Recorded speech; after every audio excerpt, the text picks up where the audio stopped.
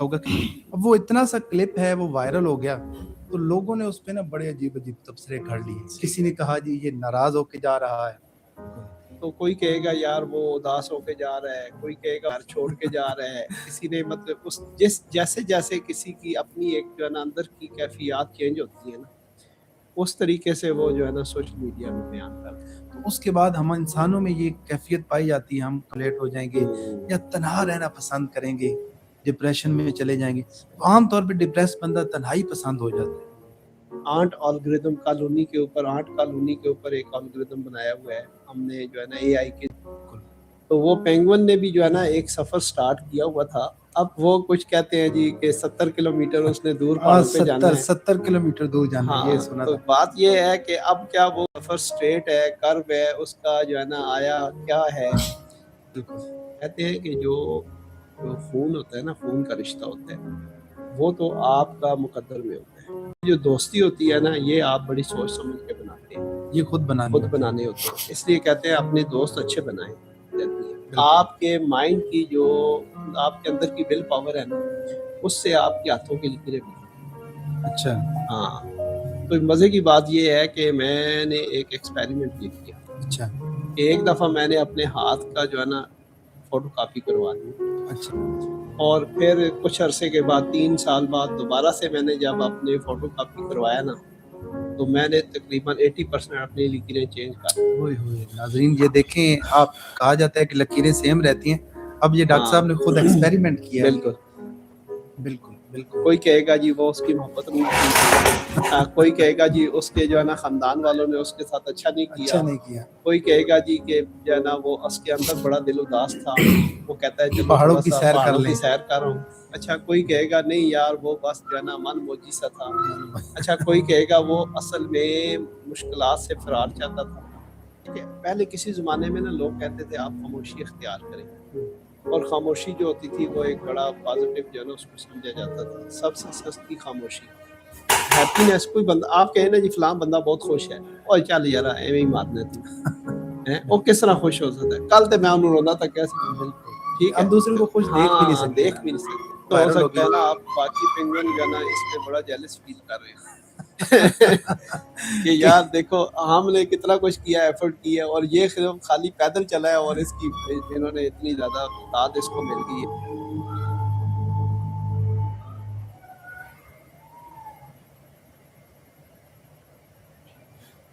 بسم اللہ الرحمن الرحیم. امید کرتا ہوں آپ خیر و عافیت سے ہوں گے. پوڈ کاسٹ کے ایک نئے ایپیسوڈ میں آپ کا خیر مقدم ہے. میرے ساتھ تشریف رکھتے ہیں پروفیسر ڈاکٹر افتخار احمد شاہیہ صاحب. Welcome sir. تھینک یو جی جامی صاحب, کیسے ہیں؟ بڑے عرصے بعد دوبارہ سے پھر ہم نے آج بس جب سر موقع بنتا ہے آپ سے گفتگو کا تو ایک اچھا موقع ہوتا ہے علم اور سیکھنے کا, اور ایک سیر حاصل گفتگو ہوتی ہے. امید کرتا ہوں ویورز بھی پسند کرتے ہوں گے, اور کمنٹس آتے ہیں اور آنے بھی چاہیے. آپ کی آراء ضرور چاہیے. ڈاکٹر صاحب چونکہ سوشل میڈیا کا دور ہے تو آئے دن کوئی نہ کوئی چیز وائرل ہوتی ہے, کبھی نیگیٹو چیزیں, کبھی غیر اخلاقی, لیکن کچھ چیزیں ایسی ہوتی ہیں کہ جو عجیب و غریب کہیں یا دلچسپ کہیں, صحیح ہے, یا سمجھ آنے والی کہیں نہ سمجھ آنے والی کہیں, لیکن وائرل ہو جاتی ہیں. ابھی پچھلے دنوں ایک پینگوئن کے بارے میں آپ جانتے ہوں گے کہ وہ برفانی علاقوں میں انٹارکٹیکا میں پائے جاتے ہیں, سمندر میں رہتے ہیں, اور پھر اوپر برف میں بھی رہتے ہیں. صحیح ہے, اور وہ کالونیز کی صورت میں جو ہے بالکل وہ کالونیز کی صورت میں رہتے ہیں. لیکن ایک پینگوئن کے ساتھ بڑا دلچسپ واقعہ اور سالوں پرانا واقعہ ہے کہ ایک پینگوئن اپنی کالونی سے نکل کے اکیلا, ویورز آپ نے بھی دیکھا ہوگا کہ اکیلا پہاڑوں کی طرف جا رہا ہے. اب وہ اتنا سا کلپ ہے وہ وائرل ہو گیا تو لوگوں نے اس پہ نا بڑے عجیب عجیب تبصرے کر لیے. کسی نے کہا جی یہ ناراض ہو کے جا رہا ہے, کوئی کہہ رہا ہے ایک چیز ہے جامی صاحب, وہ دیکھیں وہ صرف چل پڑا ہے, لیکن باقی ساری کہانیاں تو ہم نے بنائی. یہی میں سوچ رہا ہوں کہ وہ اب چل پڑا ہے. جو ماہرین ہیں وہ تو کہتے ہیں کہ اس کی ایک وجہ یہ ہو سکتی ہے شاید وہ زخمی ہو, شاید وہ نئی جگہ تلاش کرنا چاہ رہا ہو. ٹھیک ہے, وہ اپنی کالونی کو چھوڑ کے اکیلا پہاڑ کی طرف جا رہا ہے. لیکن ہم نے جو لوگوں نے جو کہانیاں گڑھی ہیں جی, اس کی محبت ٹوٹ گئی ہے, اسے نکال دیا ہے, اس کے ساتھ یہ ہو گیا ہے, وہ یہ کر رہا ہے, وہ پہاڑوں کی طرف جا رہا ہے. تو عجیب قصے, کچھ کہانی میں بڑی ہنسی بھی آتی ہے. تو اب حقیقت کیا ہے یہ تو اب اللہ ہی یہ اللہ جانتا ہی ہے. بہتر جانتا ہے. اور دوسری بات یہ ہے کہ انسان جو ہے نا، انسان اشرف المخلوقات ہے. بالکل اللہ تعالیٰ نے نا اس کو سوچنے سمجھنے کی صلاحیتیں دی ہیں. یہ فیلنگز جو ہے نا احساسات کی دنیا میں رہتا ہے. بالکل. اچھا اب ہوتا کیا ہے کہ آپ کے اندر کے احساسات کی دنیا ہے نا، جس طرح کی دنیا ہوتی ہے اس طرح کی جو ہے نا سوچ اور فکر جو ہے نا آپ کے باہر بھی آ جاتی ہے. اور یہ جو مختلف جو سٹوریز ہیں، کہانیاں ہیں جو لوگوں نے بنائی ہیں، جیسے ابھی آپ بتا رہے ہیں، تو وہ اصل میں ان کے اندر کی جو احساسات کی دنیا ہے نا اس کا ریفلیکشن ہے جو باہر آتا ہے. اچھا. ہاں جیسا آپ محسوس کرتے ہیں نا ویسا ہی جو ہے نا آپ جو ہے نا وہ ایکٹ بھی کرتے ہیں. ہوتا کیا ہے کہ آپ کے اگر اندر اداسی ہے تو آپ کو ساری دنیا اداس نظر آئے گی. تاس لگے گی. بالکل. اور اگر آپ کے اندر جو ہے نا وہ آپ سیٹسفائی ہیں، مطمئن ہیں، خوش ہیں، تو آپ کو ساری دنیا ہی خوش نظر آئے گی. ہوتا کیا ہے کہ انسان اپنے اندر کی کیفیات جو ہوتی ہیں نا اس کو جیسے جیسے وہ بدلتی رہتی ہیں، ایسے اس طریقے سے وہ اپنا جو ہے نا ایکشن جو ہے نا وہ کرتا ہے. یعنی انسان کو ایک موقع چاہیے کہ وہ انسانوں کو موقع ملا پینگوئن کا تو لوگ کہنے لگے جی تنہا رہنا چاہتا ہے، وہ دنیا سے دور پہاڑوں میں جانا چاہتا ہے. اب حقیقت میں ان کے اندر کی اپنی ریفلیکشن تھی جو وہ اس کہانی کے اوپر جو ہے وہ بیان وہ کر رہے ایسے تھے. ہے نا کہ جو بندہ آئسولیٹڈ ہونا چاہتا ہے نا وہ اس کو اس طرف لے جائے گا. بالکل. اچھا کچھ بندے جو ہے نا وہ فرسٹریٹڈ ہوتے ہیں سوسائٹی کی وجہ سے، اچھا یا جاب لیس ہوتے ہیں، ان کو جاب نہیں مل رہی یا ان کا کیریئر داؤ پہ لگا ہوتا ہے، وہ اپنی فرسٹریشن اس طرح سے نکالیں گے. بالکل.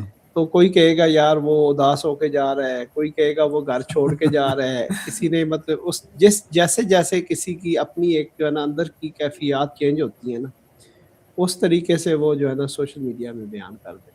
یعنی حقیقت میں وہ حقیقت کیا ہے وہ تو کسی نے وہ پینگوئن سے نہیں پوچھا، بالکل نہ وہ بتا سکتا ہے. پرانی ویڈیو اب پتہ نہیں وہ پینگوئن زندہ ہاں بھی ہے یا زندہ نہیں ہے. بھی ہے یا نہیں ہے، بس چیزیں وائرل ہو جاتی ہیں سوشل میڈیا پہ. تو جو چیز رہتی ہے وہ ظاہری بات ہے کبھی نہ کبھی کسی نہ کسی وقت کلک کر جاتی ہے. کلک کر جاتی ہے. بالکل. بات تو ایسے ہے کہ اب جو لوگ ٹرائی کر رہے ہیں نا وہ بھی یہی اس لیے ٹرائی کر رہے ہیں کہ ہمارا بھی کوئی ویڈیو کلک کر جائے. ہمارے بھی وائرل ہو جائے. تو اصل یہ بات ہے کہ حقائق جو ہے نا وہ یہ ہیں کہ انسان جب دکھی ہوتا ہے اس کو ساری دنیا ہی دکھی لگتی ہے. لیکن یہ بھی ہوتا ہے نا کہ کبھی کبھار انسان دکھ میں تنہا رہنا چاہتا ہے. کہتا ہے جیسے وہ پینگوئن ہے نا، اگر خاندان والے گروپ والے ہم کمرے میں آئسولیٹ ہو جائیں گے یا تنہا رہنا پسند کریں گے، ڈپریشن میں چلے بس بندہ تنہائی پسند ہو جاتا ہے. اس میں یہ بھی ہے کہ آپ دیکھیں کہ جو اینیملز ہیں نا ان کے ظاہری بات ہے رویے، ان کے بیہیویئر وہ بھی تو ہم اسٹڈی کرتے رہتے ہیں. بالکل. لوگوں نے بلیاں رکھی ہوتی ہیں، وہ آپ بلیوں کے بارے میں بہت اچھے طریقے سے جانتے ہیں، ان کی فیلنگز، ان کے احساسات. اور اسی طرح بہت ساری چیزیں انسان جو ہے نا جانوروں سے سیکھتا ہے. بالکل. مثلا یہ ہے کہ کیا ہے کہ آپ کے بہت سارے اینیملز ہیں جن سے آپ جو ہے نا بہت ساری چیزیں ایسی ہیں. مثلا ہم بہت سارے الگوریتھم ڈیولپ کرتے ہیں. اچھا. ٹھیک ہے، گراس اوپر ہے ایک الگوریتھم جو کہ گراس اوپر سے ہم نے ڈیولپ کیا ہے. آنٹ الگوریتھم کالونی کے اوپر، آنٹ کالونی کے اوپر ایک الگوریتھم بنایا ہوا ہے ہم نے جو ہے نا اے آئی کے ذریعے. تو اس طرح سے بہت سارے اور الگوریتھمز جو ہے نا ہم نے ڈیولپ کیا. اسی طرح سوام جو ہے نا یہ جو جھنڈ ہوتا ہے پرندوں کا اس کے اوپر الگوریتھم سوام آپٹیمائزیشن بنایا ہوا ہے. تو اس طرح سے بہت ساری ایسی چیزیں ہیں. ہو سکتا ہے میں بھی جو ہے نا اس کی جو رینڈم واک ہے یہ رینڈم واک کر رہا ہے نا وہ بالکل رینڈم ہے. کہ پہاڑوں کی طرف نکل گیا ہے، تو ہو سکتا ہے رینڈم واک الگوریتھم جو ہے نا وہ اس پہ اپلائی ہو رہا ہو. بالکل ہو سکتا ہے. یہ بھی تو ہوتا ہے کہ میتھمیٹیکلی جب چیزوں کو آپ دیکھتے ہیں، دیکھیں کوئی بھی سفر جو ہوتا ہے، کوئی بھی لائن جو ہوتی ہے وہ نقطے سے اسٹارٹ ہوتی ہے. بالکل.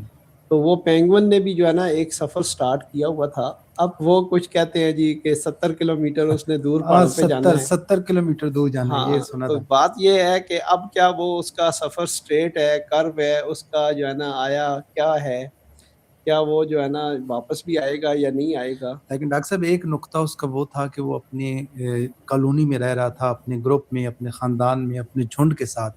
لیکن یکدم ایسا پوائنٹ کیوں آیا کہ ایک پینگوئن برفانی علاقے میں آپ کو پتہ ہے سروائیو کرنا بڑا مشکل ہوتا ہے، اور یہ پینگوئن جب ایک دوسرے کے قریب رہتے ہیں تو پھر گرم رہتے ہیں. یعنی وہ پورا جھنڈ اکٹھا ہو جاتا ہے تو سردی سے بھی نا بچ جاتے ہیں. انٹارکٹیکا آپ کو پتہ ہے مائنس میں ٹمپریچر ہوتا ہے، ہر وقت برف باری ہوتی ہے، وہاں صرف برف ہی برف جو ہے چاروں طرف نظر آتی ہے. تو وہاں ان کی کالونیاں جو ہیں اکٹھی رہتی ہیں اور سردی سے بچے رہتے ہیں. اور میں ایک دن دیکھ رہا تھا کہ ان کی کالونی کے جو باہر سرکل ہے وہ چینج ہوتے رہتے ہیں, اندر جاتے ہیں کیونکہ اندر گرمی زیادہ بن جاتی ہے, تو صحیح. باہر والا سرکل چینج ہوتا رہتا ہے اور نہیں آپس میں اصل میں سروائیو نا وہ کرتے ہیں. یہی ہے نا, وہ ٹرانسفارمیشن آف ہیٹ ہوتی ہے نا, کہ وہ جو باہر والے ہیں وہ پھر اندر چلے جاتے ہیں, اندر والے باہر آ جاتے ہیں, کیونکہ باہر ایک دیوار بنا لیتے ہیں نا وہ, کہ جو آپ کی سردی ہے وہ اندر پینیٹریٹ نہیں کر سکتی. بالکل بالکل. تو وہ پھر اس طریقے سے جو ہے نا ایک دوسرے کو وہ جو ہے نا ہیٹ ٹرانسفر کی وجہ سے گرم رکھتے ہیں. باقی جو ہے نا یہ تو یہ ہے کہ اب دیکھا جائے کہ وہ آیا جو ہے نا وہ پیدل چل کے کہاں تک گیا ہے, آخر اتنی پرانی ویڈیو ہے, تو اب اس کے بعد کسی کو تو اندازہ نہیں تھا کہ یہ آگے اس کی آگے بھی جا کے اس کی سٹوری چیک کریں بالکل کہ اب وہ واپس بھی آ رہا ہے یا نہیں آ رہا, کدھر گیا ہے, کہاں گیا ہے. یہ تو اس ویڈیو کے بعد ساری چیزیں ہوئی نا. نہیں, سیر و سیاحت کے لیے بھی دل تو کرتا ہے نا ہاں کبھی کبھی ادھر ہو نکل سکتا ہے جائیں. ویسے ہی گھومنے کے لیے تھوڑا سا نکلا اور واپس بھی آ گیا ہو, بالکل لیکن اب سٹوری جو ہے نا ایسے بن چکی ہے کہ پتہ نہیں اب کدھر گیا ہے, کہاں گیا ہے, اس کی کیا دیکھیں حقیقت کیا ہے. یہ تو مطلب وہ جو ویڈیو بنانے والا ہے اس کو زیادہ بہتر پتا ہوگا, لیکن اس کو یہ بھی اندازہ نہیں تھا کہ اتنی وائرل ہو جائے گی. جی بالکل, یہ بات بھی ہے, لیکن اس سے انسانی رویہ جھلکتا ہے. آپ بھی ٹیچنگ کے شعبے سے وابستہ ہیں, اکثر ہم دیکھتے ہیں کہ اسٹوڈنٹ اکٹھے گروپس میں رہتے ہیں, انجوائے کرتے ہیں, کھاتے پیتے ہیں, لیکن کبھی کبھی ایک اسٹوڈنٹ جب ڈپریسڈ ہوتا ہے نا وہ گروپ کو چھوڑ دیتا ہے, وہ پھر الگ رہنا شروع کر اور دیتا ہے. دوسری کبھی بات کبھی میں یہ نے ہے کہ آبزرو وہ کیا. جو ڈپریشن ہے نا, ڈپریشن وہ اگر آپ تنہائی میں چلے جائیں نا تو وہ بڑھ جاتا ہے. اچھا. ہاں اس لیے جو ہے نا آپ دیکھیں آئسولیشن اچھی چیز نہیں ہے. ہاں اگر آپ آئسولیشن اس سینس میں کر رہے ہیں کہ آپ اپنی کچھ جو ہے نا وہ ہڈن پاورز کو جو ہے نا, ٹھیک ہے, مراقبے میں جا کر اس کو اجاگر کرنا چاہتے ہیں, اس کو آپ جو ہے نا انہانس کرنا چاہتے ہیں, دیٹ از گڈ تھنگ. لیکن اگر آپ ویسے ہی ڈپریشن میں ہیں اور آئسولیٹڈ ہیں تو کوئی بھی جو ہے نا یہ سجیسٹ نہیں کرتا کہ آپ اس میں یہ ہے کہ آپ اپنے دوستوں میں جائیں, اپنا غم بانٹیں, آپ گپ شپ لگائیں, دوستی میں یہی فائدہ ہوتا ہے. ورنہ اور دیکھیں نا دوستوں کا کیا فائدہ. بالکل بالکل انسان جو ہے نا وہ سوشل اینیمل ہے, بالکل یعنی کہ وہ اپنے رابطے اپنے تعلق کو برقرار رکھتا ہے. ایسا نہیں ہے کہ آپ جو ہے نا وہ کٹ کے رہ جائیں. بالکل اب دیکھیں اس کی مثال اکثر میں دیتا ہوں کہ جب انسان پیدا ہوتا ہے نا تو وہ سارے رشتے آٹومیٹیکلی پیدا ہو جاتے ہیں. بالکل. چچا, ماما, پھوپھی, تائی ہیں, وہ اسے یہ پیدا ہونے کے سارے ساتھ رشتے ملتے ہیں. اس کے پیدا ہونے کے ساتھ ہی وہ رشتے بھی پیدا ہو جاتے ہیں. بالکل کہتے ہیں کہ جو خون ہوتا ہے نا, خون کا رشتہ ہوتا ہے, وہ تو آپ کا مقدر میں ہوتا ہے, لیکن بالکل. جو دوستی ہوتی ہے نا یہ آپ بڑی سوچ سمجھ کے بناتے ہیں, یہ خود بنانی خود ہوتی ہے. بنانے ہوتے ہیں. اس لیے کہتے ہیں اپنے دوست اچھے بنائیں تاکہ ان کو آپ کا احساس ہو, ٹھیک ہے, کہ آپ جو ہے نا خوش ہیں, آپ غم زدہ ہیں, آپ جو ہے نا وہ کیا فیل کرتے ہیں. یعنی آپ تنہا جائیں تو وہ آپ کے ہاں پیچھے آ جائیں پیچھے کہ یار آئیں کیا کہ وجہ ہے. آپ کے دوست کو پتہ ہونا چاہیے کہ آپ اس وقت کس کیفیت سے گزر رہے ہیں. بالکل.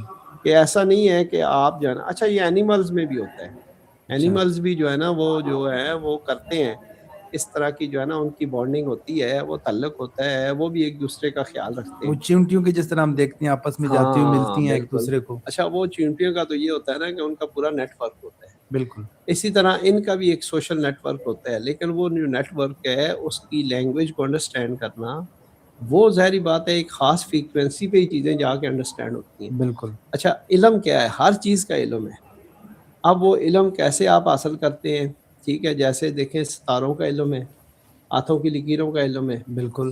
اچھا اس طرح سے ہے کہ آپ اپنی ہاتھوں کی لکیریں یہ بھی دیکھیں, آبزرو کریں تو یہ بھی چینج ہوتی رہتی ہیں. بالکل. آپ کے مائنڈ کی جو آپ کے اندر کی ول پاور ہے نا, اس سے آپ کے ہاتھوں کی لکیریں بدلتی ہیں. اچھا. ہاں تو مزے کی بات یہ ہے کہ میں نے ایک ایکسپیریمنٹ یہ کیا اچھا.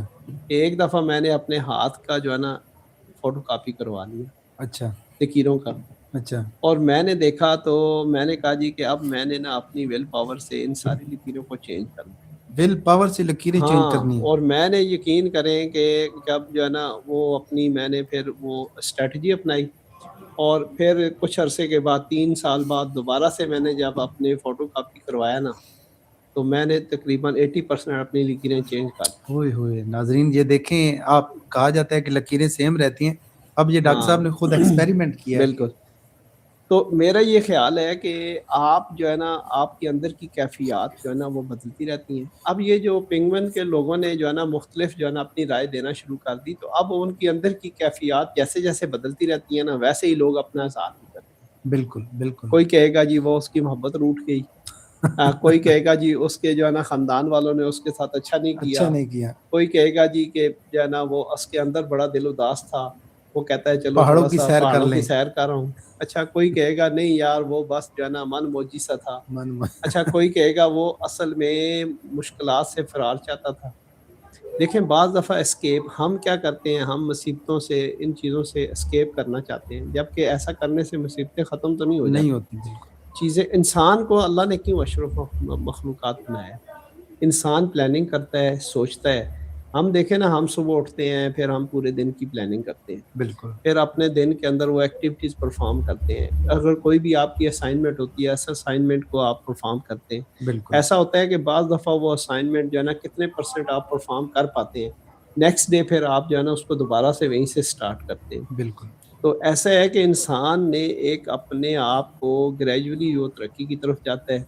फिर देखता है जी कि स्टेटस के लिए वो अपने अच्छा हमारा कांसेप्ट भी बड़ा अजीब-सा है ना, कि देखें मेहनत से चीज़ें जुड़ी हुई हैं ना। बिल्कुल, जैसे-जैसे आप मेहनत करते जाते हैं, आपको अल्लाह ताला जो है ना नवाज़ता जाता देते है। हैं और फिर आपने ये जो बात हैरानकुन बताई कि अगर आप मेहनत करते हैं तो फिर लकीरें हाँ, और लकीरें मुकद्दर भी भी वो बदल मुकद्दर भी देता है। जो है ना ज़ाहिर-सी बात है देखें आप अपनी मेहनत से बहुत कुछ कर रहे होते हैं। अच्छा बाज़ दफ़ा ऐसा भी होता है कि आप अपनी तरफ से कोशिश करें क्योंकि अल्लाह ताला जो है ना आपको कोशिश का पूछेगा। बिल्कुल, अच्छा नतीजा उसने अपने हाथ में रखा हुआ है।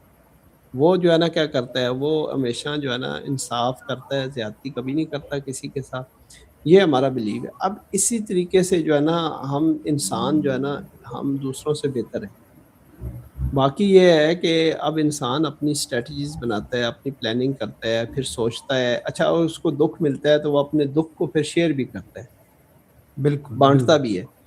ऐसा है कि दुःख बाँटने से कहते हैं ना आधे रह जाते हैं, आधे रह खुशियाँ जाते बाँटने से दुगनी हो जाती हैं। बिल्कुल, तो ऐसा है कि ऐसा नहीं है कि आप जो है ना वो बाकी देखें लोगों ने ना वो वायरल होने के लिए ये सारी बिल्कुल। कहानियाँ शुरू कर लेकिन दी। डॉक्टर साहब यहाँ ये भी हकीकत है कि इंसान जानवरों से सीखता है। वो बड़ा मशहूर वाक़या कि जब काबिल ने हाबिल को कत्ल किया, तो हुँ, उसके बाद अब वो परेशान हुआ कि क्या करूँ? तो फिर क्या देखता है कि 2 कौवे आते हैं, एक कौवा दूसरे को मारता है, वो मर जाता है और फिर वो एक गड्ढा खोद के उसमें उसको दफ़न करता है। यानी इंसान जानवरों की आदत से जानवरों की आदतें बेसिकली फ़ितरत होती हैं। बिल्कुल। एक जानवर परिंदा यहाँ है, किसी दूसरे मुल्क में है, उसकी वो फ़ितरत सेम होती है पूरी दुनिया में। हुँ, और ये मैंने बड़ा ऑब्ज़र्व किया है कि एक मुर्गी यहाँ है, एक अमेरिका, यूरोप, चाइना कहीं पे भी दूसरी मुर्गी है, तो उसकी आदतें भी उसी नस्ल की बिल्कुल। सेम होंगी।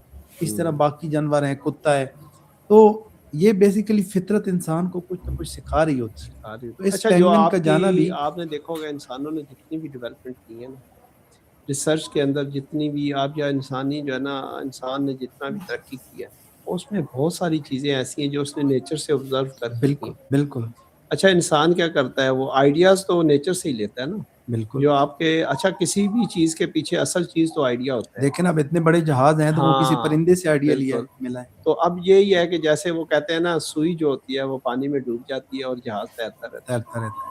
ठीक है। हालाँकि सुई तो वज़न सुई का इतना नहीं होता, जहाज़ का तो बहुत वज़न होता है। बिल्कुल, तो बेसिकली जो है ना वो कुछ प्रिंसिपल्स जो है ना वो इंसान जो है ना वो जो भी सोचता है, वो असल में तो वो नेचर से ही ऑब्ज़र्व करके कर रहा बिल्कुल, होता है। बिल्कुल। अब देखें ना पेंगुइन की अजीब फितरत है कि महीनों ये पानी के अंदर डीप सी में हाँ, रहता है, वाटर उधर ही खाता-पीता सब कुछ और फिर अंडे बच्चे देने के लिए बाहर बर्फ पे आ जाता बस। है। अच्छा इसकी जो आप कंपोज़िशन देखें ना, वो भी बड़ी इंटरेस्टिंग है। अच्छा, यानी इसको अल्लाह ताला ने देखें कलर कैसा दिया, ठीक खूबसूरत है? और फिर इसकी जो है ना जिल्द स्किन कैसी है।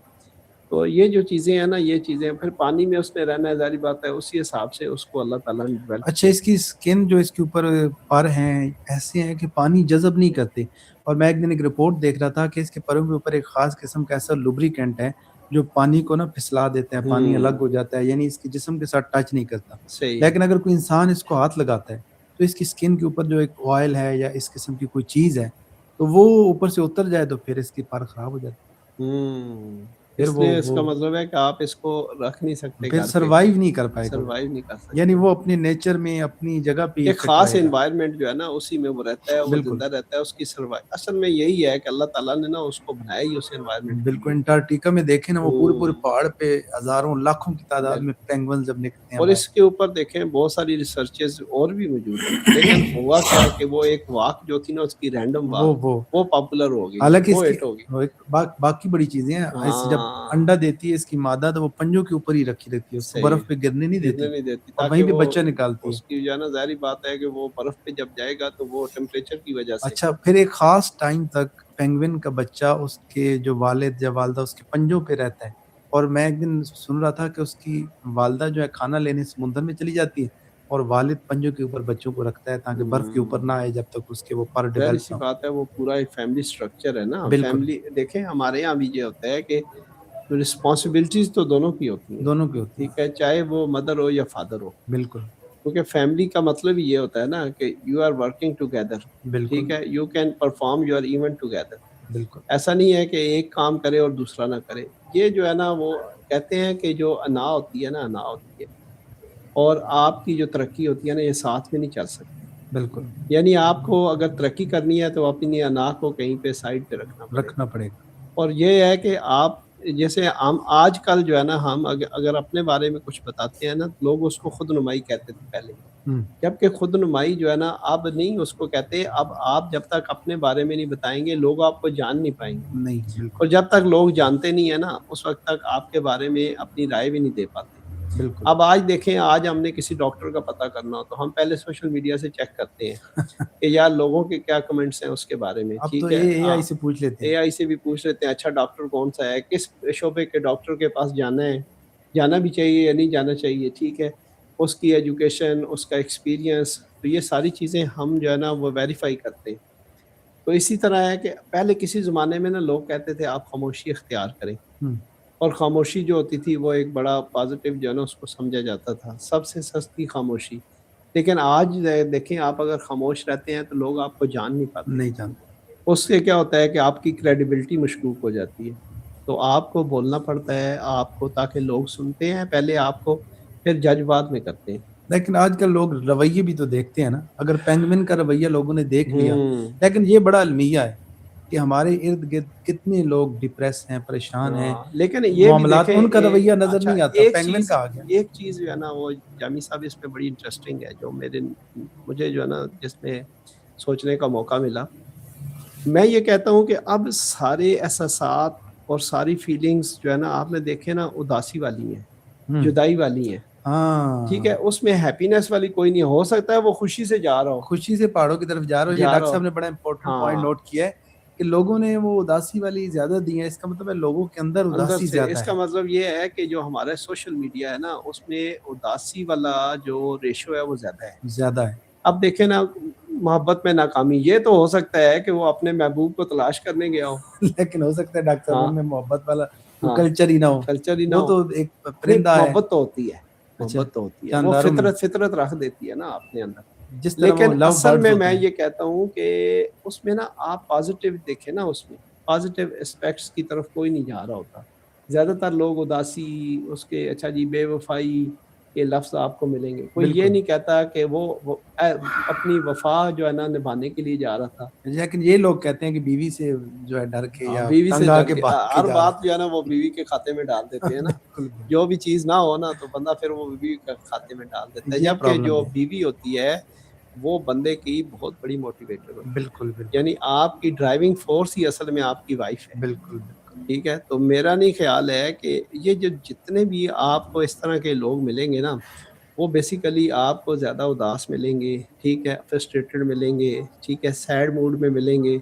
اچھا آپ دیکھیں ہیپینس کو لوگ ایکسیپٹ بھی نہیں کرتے۔ یعنی ہماری پازیٹیو تھنکنگ کم ہو گئی ہے۔ ہاں اب دیکھیں نا، ہیپینس کوئی بندہ آپ کہیں نا جی فلاں بندہ بہت خوش ہے، اور چل یار ایویں ہی مارنا ہے وہ بالکل کس طرح خوش ہو سکتا ہے؟ کل تو میں انہوں روندا تک کیا سی، بالکل، ٹھیک ہے، ہم دوسرے کو خوش دیکھ بھی نہیں ہاں سکتے دیکھ نا۔ بھی نہیں سکتے۔ میں یہ سمجھتا ہوں کہ اصل وجہ یہ ہے کہ ہمیں خوشی ہضم نہیں ہوتی، پھر اس کی ایک وجہ یہ بھی ہو سکتی ہے نا، لوگ اپنی خوشی کے لیے یہی سوچ رہے ہیں کہ پینگوئن اداس ہے، یعنی دوسروں کی اداسیوں میں اپنی خوشی ڈھونڈ رہے خوشی ہیں، ڈھونڈتے ہیں، دوسروں کی ناکامیوں میں اپنی کامیابیاں کامیابی ڈھونڈ رہے ڈھونڈتے ہوتے ہیں۔ ہیں۔ تو بات یہ ہے کہ آپ یہ دیکھیں کہ اس کے پیچھے جتنے لوگوں نے تبصرے کیے ہیں نا وہ زیادہ نیگیٹو ہیں نیگیٹو ہے، یا اداس ہیں۔ اس کا مطلب کیا ہے کہ وہ اکثریت جو ہے نا وہ اندر کی کیفیات ان کی اداسی والی ہیں۔ بالکل۔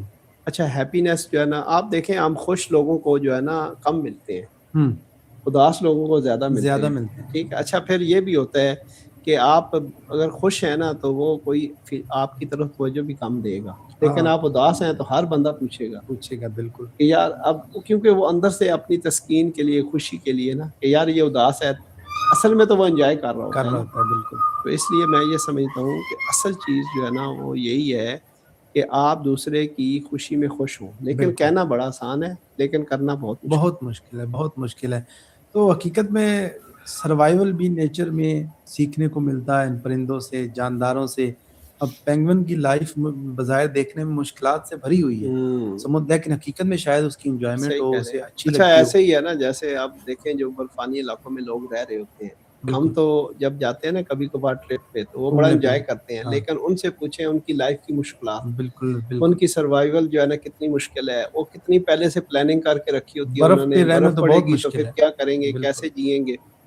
وہ پچھلے دنوں میں دیکھ رہا تھا کہ بتا رہے تھے کہ برف پہ چلنے کا طریقہ پینگوئن سے سیکھنا چاہیے، وہ بالکل چھوٹے چھوٹے قدم رکھتا ہے، برف والے علاقوں میں پھسلن ہو جاتی ہے، بالکل، تو اکثر لوگ بڑے بڑے قدم رکھتے ہیں تو پھر کیا ہوتا ہے کہ ہاں پھسل جاتے ہیں، پھسل جاتے ہیں۔ تو پینگوئن سے یہ تو سیکھنے کو ملتا ہے، بہرحال دیکھیں نا زندگی میں بھی یہ ہے نا، آپ لمبی چھلانگ لگائیں گے تو پھسل جائیں گے، گرنے کا خطرہ زیادہ خطرہ ہے۔ زیادہ ہوتا ہے۔ اس لیے آپ دیکھیں چھوٹے چھوٹے، اچھا کامیابی جو ہوتی ہے نا، کامیابی زندگی میں بھی آپ دیکھیے گا یہ چھوٹے چھوٹے سٹیپ میں ہوتی ہے۔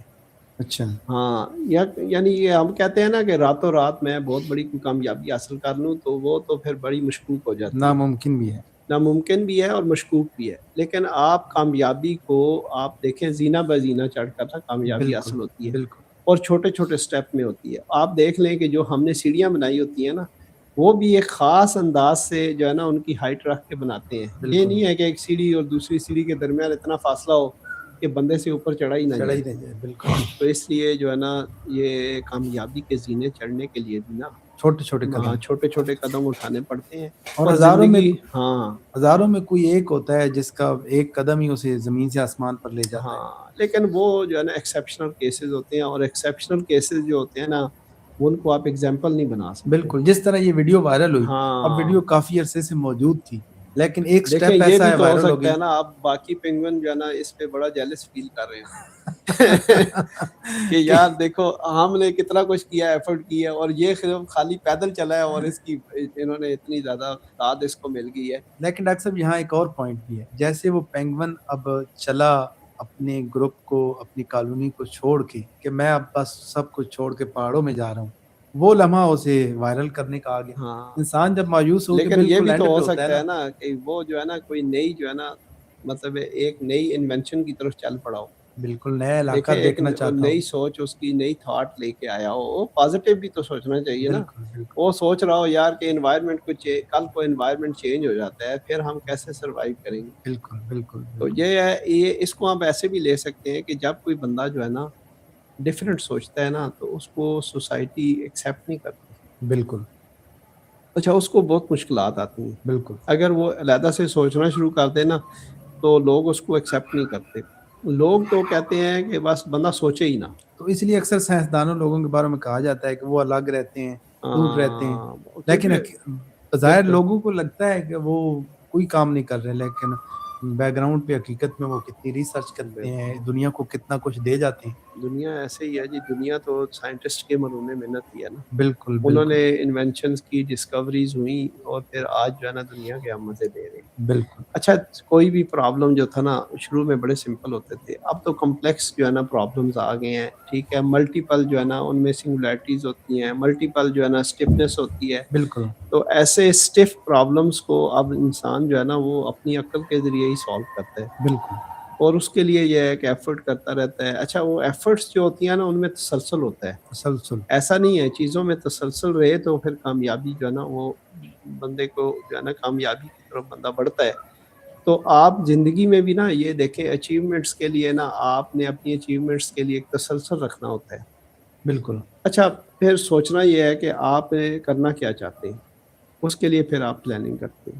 لیکن کبھی کبھی ڈاکٹر صاحب کامیابی کے لیے اپنے گروہ اپنے کالونی کو چھوڑنا پڑتا ہے. جیسے آپ پی ایچ ڈی نہیں وہ کرنے تو گئے یہ تو دیکھیں سب نا کچھ وہ چھوڑ کے جانا پڑا نا. اچھا جب میں پی ایچ ڈی کے لیے گیا نا, یقین کریں یاسر صاحب, میرے ساتھ کے جو دوست تھے نا ان کو یقین نہیں آتا تھا کہ لیکن اب میں جو ہے نا وہ یہ چلا جاؤں. سب کچھ چھوڑ کے اس پینگوئن کی طرح پہاڑوں کی طرح پہاڑوں کی سفر طرح کرنا سفر پڑتا ہے. کرنا پڑا, اور بڑی جو ہے نا یہ بتائیں سیکریفائسز ہوتی ہیں, بہت زیادہ. اور اتنی سیکریفائسز آپ کرتے ہیں تو پھر جو ہے نا گلوری اور سکسیس ملتی ہے. بالکل بالکل. تو میں اکثر کہتا ہوتا ہوں وداؤٹ جو ہے نا sacrifices you never achieve your glory and success. بالکل ایسا تو یہ اکثر اس لیے میں کہتا ہوں کہ میں نے نا وہ چیزیں دیکھی ہیں.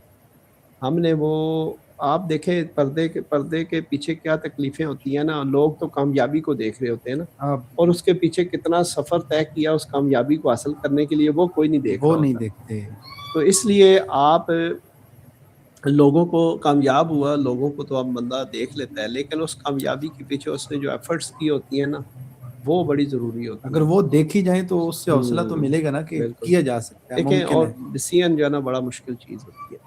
جامی صاحب ایک چیز یاد رکھیے گا, سب سے مشکل کام ہی جو ہے نا وہ ڈسیزن دیکھیں نا ڈیسیجن ہی امپوسیبل کو پاسبل کر دیتا ہے. پاسبل بناتا ہے. اور پھر یہ ہے کہ آپ جن حالات میں ہوتے ہیں نا وہ آپ کو ہی پتہ ہوتا ہے. لیکن میں کہنے والا کہہ دیتا ہے وہ بڑا آسان ہوتا ہے کہنا. اچھا بہت ساری چیزیں دوسروں کو سمجھانا آسان ہوتی ہیں, خود پہ امپلیمنٹ کرے پتہ پھر چلتا بڑا ہے. مشکل ہوتا ہے. میں اس لیے کہتا ہوں کہ ڈیسیجن لینا جو ہے یہ ایک بہت بڑی قربانی بھی ہے بالکل. اور بہت مشکل مرحلہ بھی ہے, کیونکہ یہ ہاں سارا کچھ بدل سکتا ہے. ایک نہیں اس ڈیسیجن میں بالکل. بہت کچھ بدل اور سکتا ہے. ہجرت ہے نا, جو ہجرت اس میں جو ہے نا آپ جب کرتے ہیں نا ٹریول کرتے ہیں نا تو اللہ تعالیٰ بھی جو ہے نا آپ کو نوازتا ہے. بالکل بالکل. اور دیکھیں جتنے لوگوں نے کچھ حاصل کیا ہوتا ہے نا وہ کوئی نہ کوئی ٹریول کرنے کے بعد کوئی سیکریفائس کرنے کے بعد ہی حاصل ہوتا ہے. بالکل بالکل آپ کی بات بجا ہے.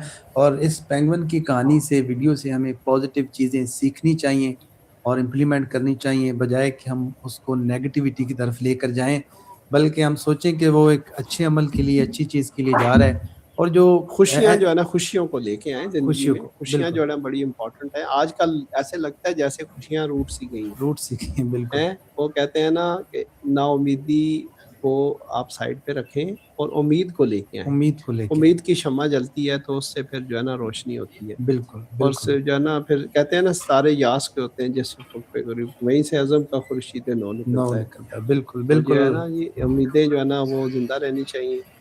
اور اس سے کیا ہوتا ہے کہ جب تک آپ جب خوش رہتے ہیں نا تو دوسروں کے لیے بھی جو ہے نا بہت ساری خوشی کا سامان لے کے آتے ہیں. بالکل بالکل.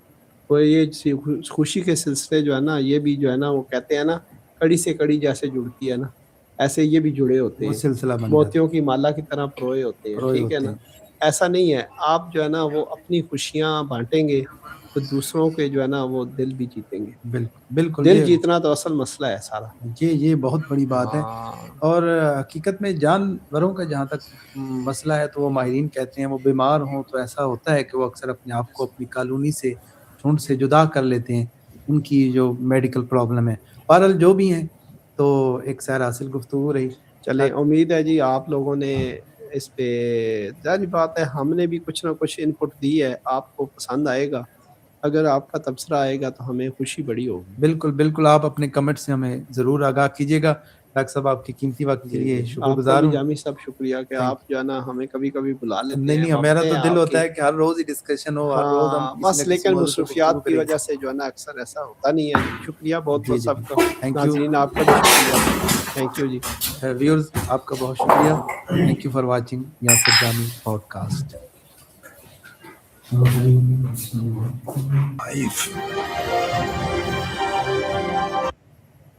Imagine conducting every part of your research only on one platform.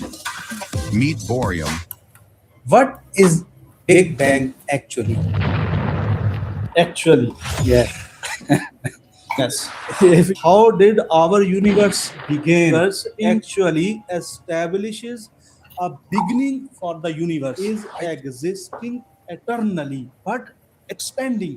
Einstein himself applied his theory to model this universe, expanding universe. expanding universe. That Actually, expansion of universe is start from Big Bang, and Big Bang is start of the expansion no, of actually, universe. I am going towards these are the theoretical considerations of Alexander Friedman. So we cannot arise the question before Big Bang.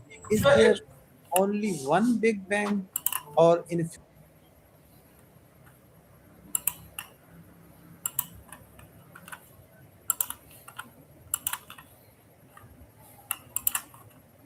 لیکن یہ اور قرآن نے اس حقیقت کو لہُ الامر والخلق کہا ہے. اچھا، اب صوفیہ اور ابن عربی کے جو شارحین ہیں بالخصوص پہلے 5 ان میں المعید الجندی وغیرہ اور کونوی اور 3-4 اور ہیں، وہ بڑے مسترد ان کے شارحین ہیں، اور موجودہ دور میں فرانس سے ان کے بڑے تگڑے شارحین وہ گزرے ہیں، امریکہ میں ابھی بھی ہیں وغیرہ. ان سبھی نے بڑا کچھ اس پہ لکھا ہے. اب میں آپ سے پوچھتا ہوں یا ہم سمجھنے کی کوشش کرتے ہیں کہ جسم جب مرتا ہے، ساری دنیا نے بڑی بڑی تجربے گھڑ لیے، فلسفے گھڑ لیے کہ دیکھیں جی آخر روح کیا ہے. پہلے وزن کیا جب کوئی انسان مرنے کے قریب تھا، مر گیا تو بعد میں وزن کیا، اس کا فرق نکالنا. اس طرح نہیں ہے، کیونکہ روح کوئی ایسی روح جب مادی حقیقت ہے ہی نہیں. تو پھر وزن سے کیسے اسے نکالا جا سکتا؟ اچھا، تو اس کا مطلب ہے ابھی وہ حقیقت ہمارے جسم میں موجود ہے. بالکل. یا یوں کہہ لیجئے کہ اب یہ کہنا کہ روح میرے اندر ہے یہ مناسب جملہ نہیں ہے، لیکن زبانوں کی مشکل ہے، لہٰذا ہمیں حکمت سے چیزوں کو سمجھنا چاہیے. یعنی ایک روح نے میرے جسم کے ساتھ تعلق قائم کیا ہوا ہے، لیکن پھر ہم جو کلوکیولی یعنی عام روزمرہ کی زبان کے اندر یہی کہہ دیتے ہیں کہ جو میرے اندر روح، میرے اندر، حالانکہ یہ حقیقت نہیں ہے. تو وہ جو استفسار تھا کہ وہ ایک غیر مادی حقیقت درجہ عیان مادیات کے ساتھ کسی اور عالم پہ اس کا اثر کیسے ہوتا ہے. تو یہ تو بھئی اب میں یہ تو نہیں کہہ سکتا کیسے ہوتا ہے، لیکن میں خود اس کی حقیقت مجسم حقیقت ہوں. بالکل، روح اور جسم اس کی مطلب روح کی کلی جو خصوصیات ہیں وہ مادی خصوصیت سے پرے ہیں. بالکل. مگر اس کے باوجود اس نے تعلق قائم کیا ہوا ہے. کیسے کیا ہوا ہے میں ابھی سمجھا دیتا ہوں. اچھا، آپ کے اندر جو میموری ہے، میرے اندر، ہر انسان کے اندر جو میموری ہے، میں تمام امیجز، تمام مخیلات میں آپ سے چھین لیتا ہوں، سنیپ کرتا ہوں، آپ مجھے حرکت کر کے کچھ کر کے دکھائیں. پھر تو کچھ بھی نہیں رہے گا. میموری سر یہ جو میموری ہے یہ انسان کا عالم مثال ہے، یا آپ اسے عالم امر کہہ لیں. تو ایک غیر ماورائی جو حقیقت ہے، غیر مادی جو حقیقت ہے، ماورائی زمان و مکان جسے آپ روح کہتے ہیں، اسپرٹ کہتے ہیں، وہ امیجنل ورلڈ یعنی عالم امثال کے ذریعے سے وہ مادے کے ساتھ جڑتی ہے. عالم مثال کی یہ حقیقت ہے کہ اس کے 2 حصے اکثر جو کونوی پہلے ان کے شارح ہیں ابن عربی کے، جن کا تعلق مولانا رومی کے ساتھ بھی بڑا گہرا رہا ہے، عالم امثال کا جو تقریباً اتلا آدھا کہہ لے، اس کی نیچر غیر مادی حقیقت کی مانند ہے. اچھا. اور جو نچلا درجہ ہے اس کی حقیقت اجسام کی مانند ہے. امثال یعنی امیج ایگزامپلرز، یعنی جسمانی خصوصیات کے علاوہ پورے کا پورا جسم وہاں موجود ہے. اچھا اچھا اچھا. تو درجہ ثبوت امیوٹیبل ریلم، امیجنل ورلڈ درمیان میں، اور اس کے بعد کارپوریلٹی، کارپوریل ورلڈ. تو عالم امثال جو ہے وہ ماورائے زمان و مکان حقیقت اس طرح سے زمانی مکانی حقیقت کے ساتھ منسلک اور متعلق ہوتی ہے، اور وہ ساری اپنی تدبیر اور تخلیق جو ہے وہ کرتی ہے. بالکل. اچھا، دوسرا یہ ہے کہ وہ جو میوٹیبل ریلم ہے نا، میوٹیبل یعنی درجہ ثبوت عیان کا، اس کے لیے جو لفظ ہے وہ ابدا ہم استعمال کرتے ہیں. ابدا بدیع السماوات والارض، خدا نے عیان کو کس نمونہ پر پیدا کیا؟ اگر ہم اس پہ بات کریں تو خدا نے ابدا کیا.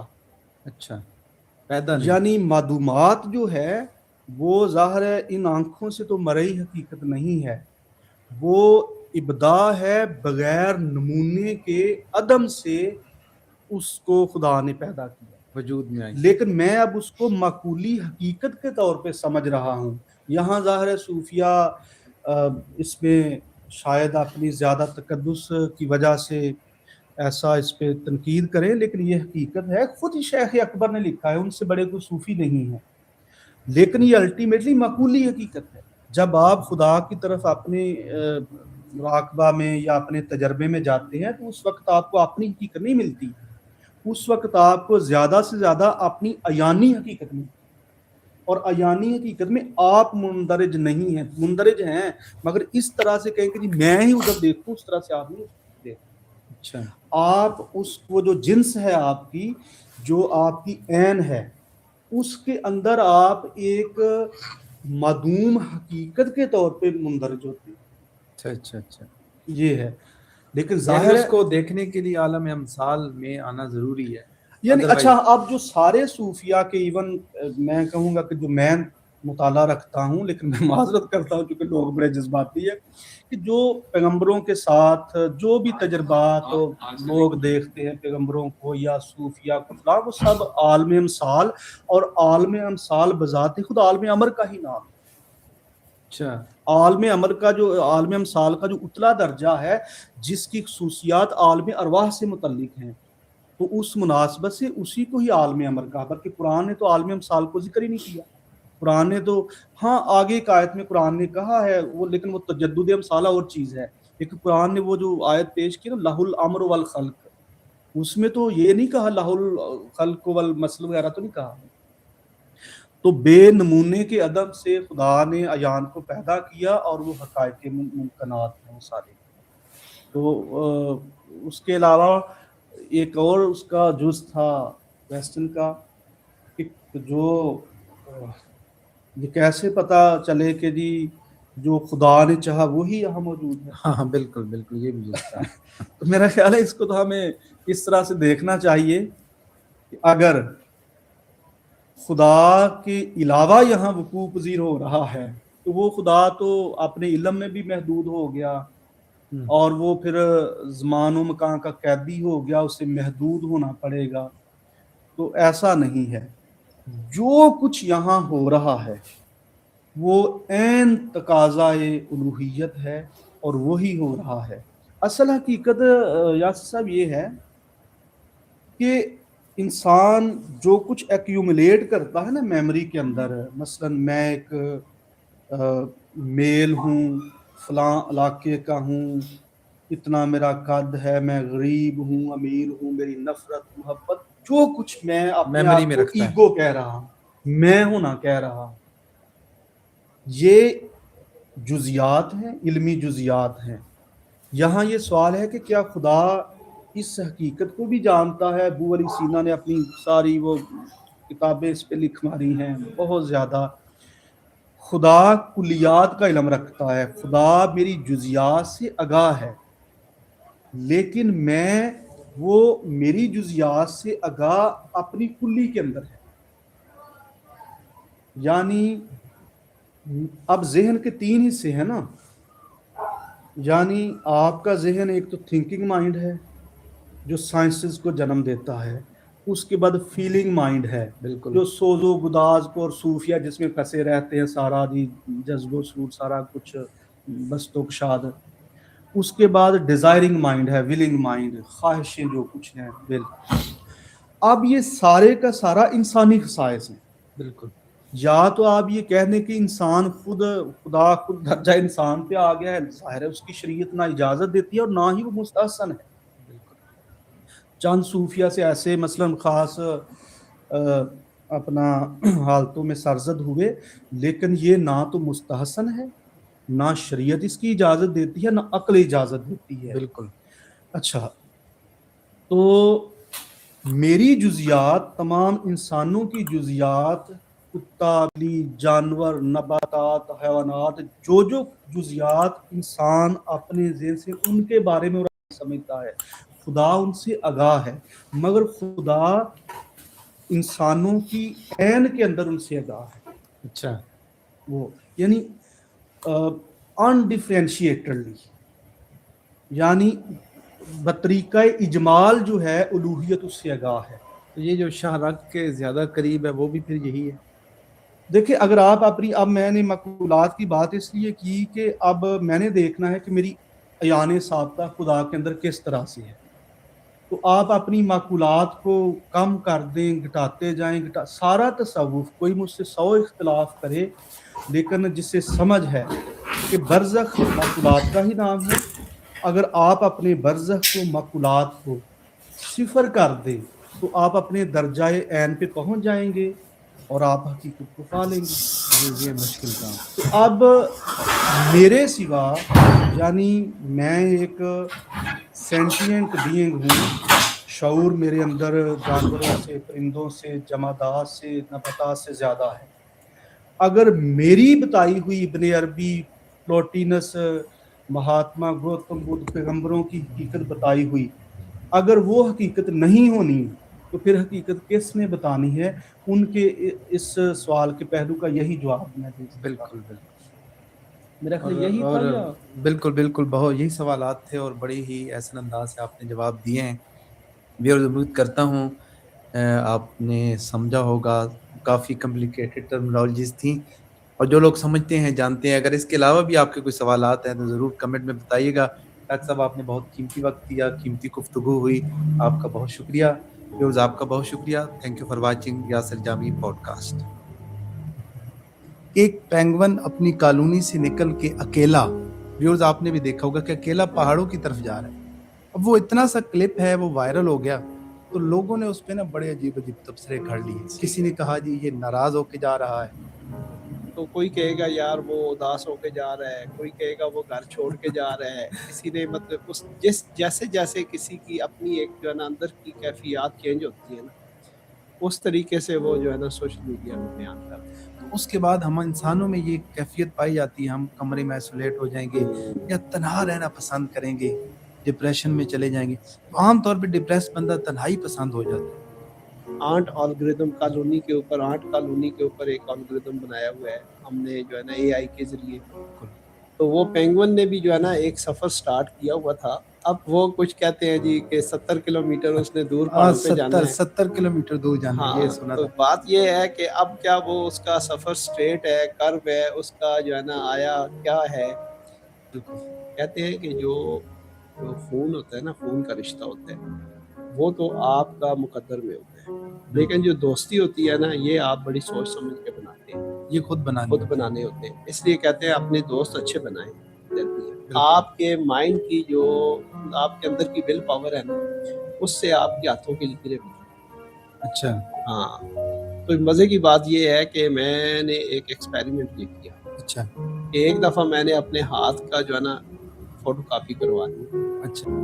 اور پھر کچھ عرصے کے بعد 3 سال بعد دوبارہ سے میں نے جب اپنے فوٹو کاپی کروایا نا، تو میں نے تقریباً 80% اپنی لکیریں چینج کر دی. ہوئے ہوئے ناظرین یہ دیکھیں، آپ کہا جاتا ہے کہ لکیریں سیم رہتی ہیں. اب یہ ڈاکٹر صاحب نے خود ایکسپیریمنٹ کیا. بالکل بالکل بالکل. کوئی کہے گا جی وہ اس کی محبت روٹ گئی، کوئی کہے گا جی اس کے جو ہے نا خاندان والوں نے اس کے ساتھ اچھا نہیں کیا. کوئی کہے گا جی کہ جو ہے نا وہ اس کے اندر بڑا دل اداس تھا، وہ کہتا ہے چلو پہاڑوں کی سیر کر رہا ہوں. اچھا کوئی کہے گا نہیں یار وہ بس جو ہے نا من موجی سا تھا. اچھا کوئی کہے گا وہ اصل میں مشکلات سے فرار چاہتا تھا. پہلے کسی زمانے میں نا لوگ کہتے تھے آپ خاموشی اختیار کریں، اور خاموشی جو ہوتی تھی وہ ایک بڑا پازیٹیو جو ہے نا اس کو سمجھا جاتا تھا. سب سے سستی خاموشی. ہیپینس، کوئی بندہ آپ کہیں نا جی فلاں بندہ بہت خوش ہے، اور چل یار ایویں ہی مارنا تھی، وہ کس طرح خوش ہو سکتا ہے؟ کل تو میں انہوں روندا تھا کیسے. بالکل ٹھیک ہے، ہم دوسرے کو خوش دیکھ بھی نہیں سکتے. دیکھ بھی نہیں سکتے. تو ہو سکتا ہے نا آپ باقی پینگوئن جو ہے نا اس پہ بڑا جیلس فیل کر رہے ہیں کہ یار دیکھو ہم نے کتنا کچھ کیا، ایفرٹ کیا، اور یہ خالی پیدل چلا ہے اور اس کی انہوں نے اتنی زیادہ داد اس کو مل گئی ہے.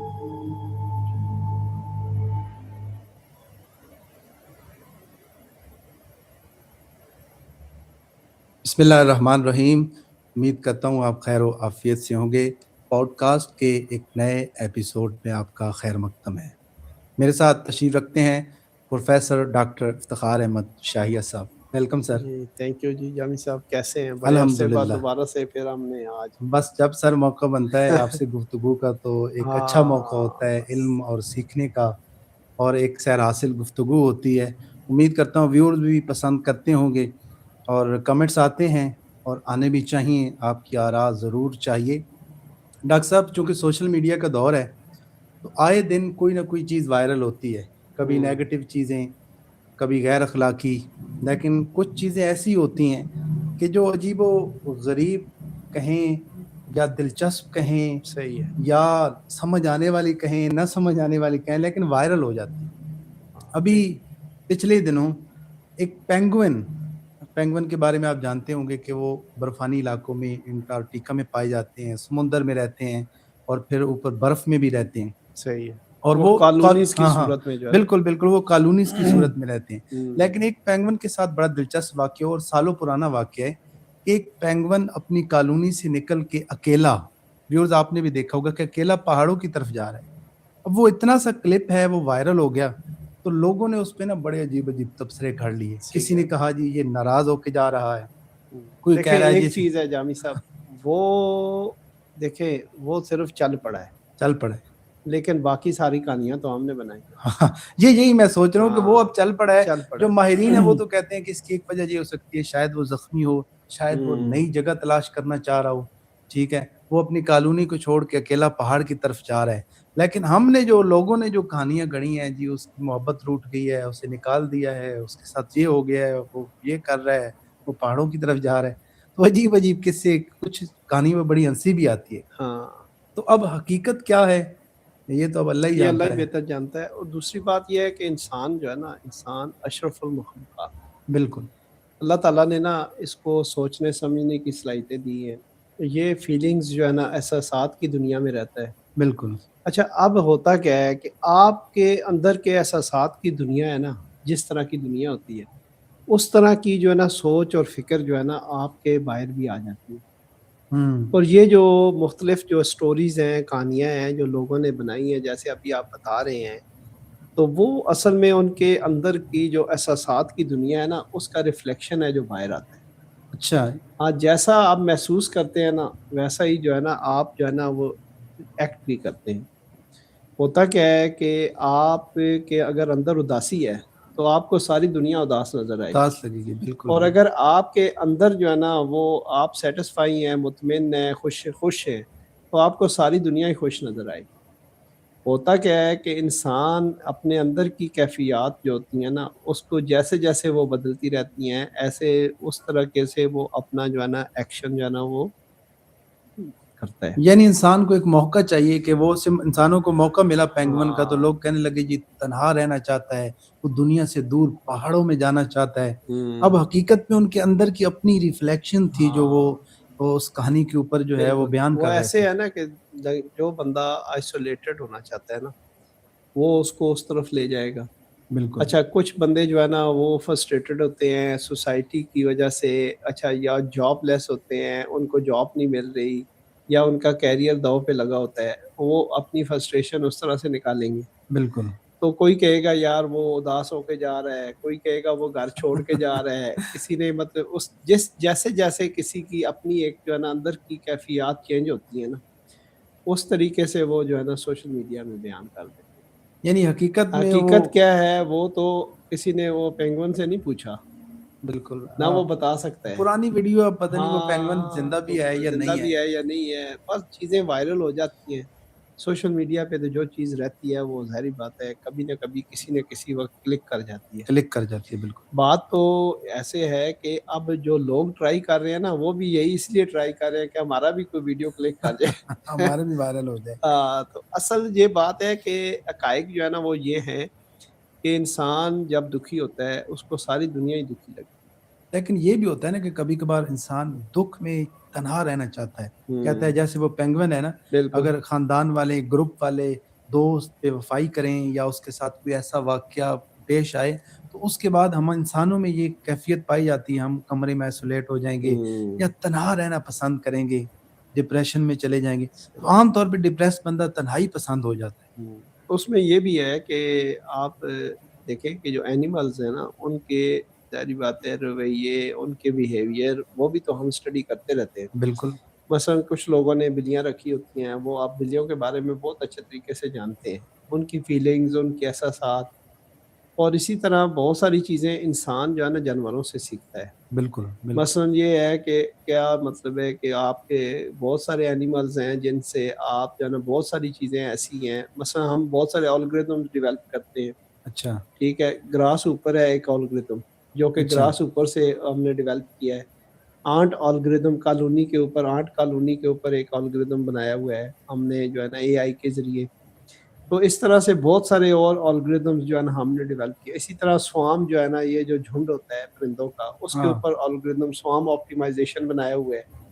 تو اس طرح سے بہت ساری ایسی چیزیں ہیں. ہو سکتا ہے مے بھی جو ہے نا اس کی جو رینڈم واک ہے، یہ رینڈم واک کر رہا ہے نا بالکل وہ رینڈم ہے کہ پہاڑوں کی طرف نکل گیا ہے، تو ہو سکتا ہے رینڈم واک الگوریتم جو ہے نا وہ اس پہ اپلائی ہو رہا ہو.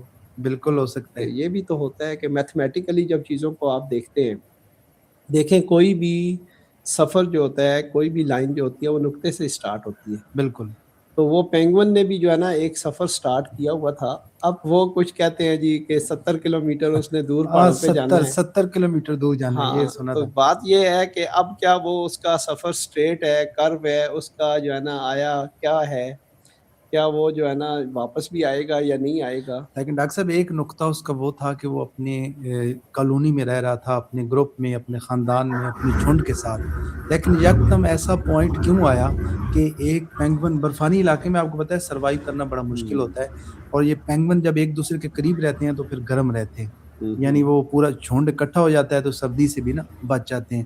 انٹارکٹیکا آپ کو پتہ ہے مائنس میں ٹمپریچر ہوتا ہے، ہر وقت برف باری ہوتی ہے، وہاں صرف برف ہی برف جو ہے چاروں طرف نظر آتی ہے. تو وہاں ان کی کالونیاں جو ہیں اکٹھی رہتی ہیں اور سردی سے بچے رہتے ہیں. اور میں ایک دن دیکھ رہا تھا کہ ان کی کالونی کے جو باہر سرکل ہے وہ چینج ہوتے رہتے ہیں، اندر جاتے ہیں کیونکہ اندر گرمی زیادہ بن جاتی ہے تو صحیح. باہر والا سرکل چینج ہوتا رہتا ہے اور نہیں آپس میں اصل میں سروائیو نا وہ کرتے ہیں. یہی ہے نا، وہ ٹرانسفارمیشن آف ہیٹ ہوتی ہے نا، کہ وہ جو باہر والے ہیں وہ پھر اندر چلے جاتے ہیں، اندر والے باہر آ جاتے ہیں، کیونکہ باہر ایک دیوار بنا لیتے ہیں نا وہ، کہ جو آپ کی سردی ہے وہ اندر پینیٹریٹ نہیں کر سکتی. بالکل بالکل تو وہ پھر اس طریقے سے جو ہے نا ایک دوسرے کو وہ جو ہے نا ہیٹ ٹرانسفر کی وجہ سے گرم رکھتے ہیں. باقی جو ہے نا یہ تو یہ ہے کہ اب دیکھا جائے کہ وہ آیا جو ہے نا وہ پیدل چل کے کہاں تک گیا ہے. آخر اتنی پرانی ویڈیو ہے، تو اب اس کے بعد کسی کو تو اندازہ نہیں تھا کہ یہ آگے اس کی آگے بھی جا کے اس کی سٹوری چیک کرے بالکل کہ اب وہ واپس بھی آ رہا ہے یا نہیں آ رہا، کدھر گیا ہے، کہاں گیا ہے. یہ تو اس ویڈیو کے بعد ساری چیزیں ہوئی نا. نہیں، سیر و سیاحت کے لیے بھی دل تو کرتا ہے نا ہاں کبھی کبھی ادھر ہو نکل سکتا ہے جائے. ویسے ہی گھومنے کے لیے تھوڑا سا نکلا اور واپس بھی آ گیا ہو، بالکل لیکن اب سٹوری جو ہے نا ایسے بن چکی ہے کہ پتہ نہیں اب کدھر گیا ہے، کہاں گیا ہے، اس کی کیا دیکھیں حقیقت کیا ہے. یہ تو مطلب وہ جو ویڈیو بنانے والا ہے اس کو زیادہ بہتر پتا ہوگا، لیکن اس کو یہ بھی اندازہ نہیں تھا کہ اتنی وائرل ہو جائے گی. جی بالکل یہ بات بھی، لیکن اس سے انسانی رویہ جھلکتا ہے. آپ بھی ٹیچنگ کے شعبے سے وابستہ ہیں، اکثر ہم دیکھتے ہیں کہ اسٹوڈنٹ اکٹھے گروپس میں رہتے ہیں، انجوائے کرتے ہیں، کھاتے پیتے ہیں، لیکن کبھی کبھی ایک اسٹوڈنٹ جب ڈپریسڈ ہوتا ہے نا وہ گروپ کو چھوڑ دیتا ہے، وہ پھر الگ رہنا شروع کر اور دیتا ہے. دوسری کبھی بات کبھی میں یہ نے ہے کہ آبزرو وہ کیا. جو ڈپریشن ہے نا، ڈپریشن وہ اگر آپ تنہائی میں چلے جائیں نا تو وہ بڑھ جاتا ہے. اچھا ہاں اس لیے جو ہے نا آپ دیکھیں آئسولیشن اچھی چیز نہیں ہے.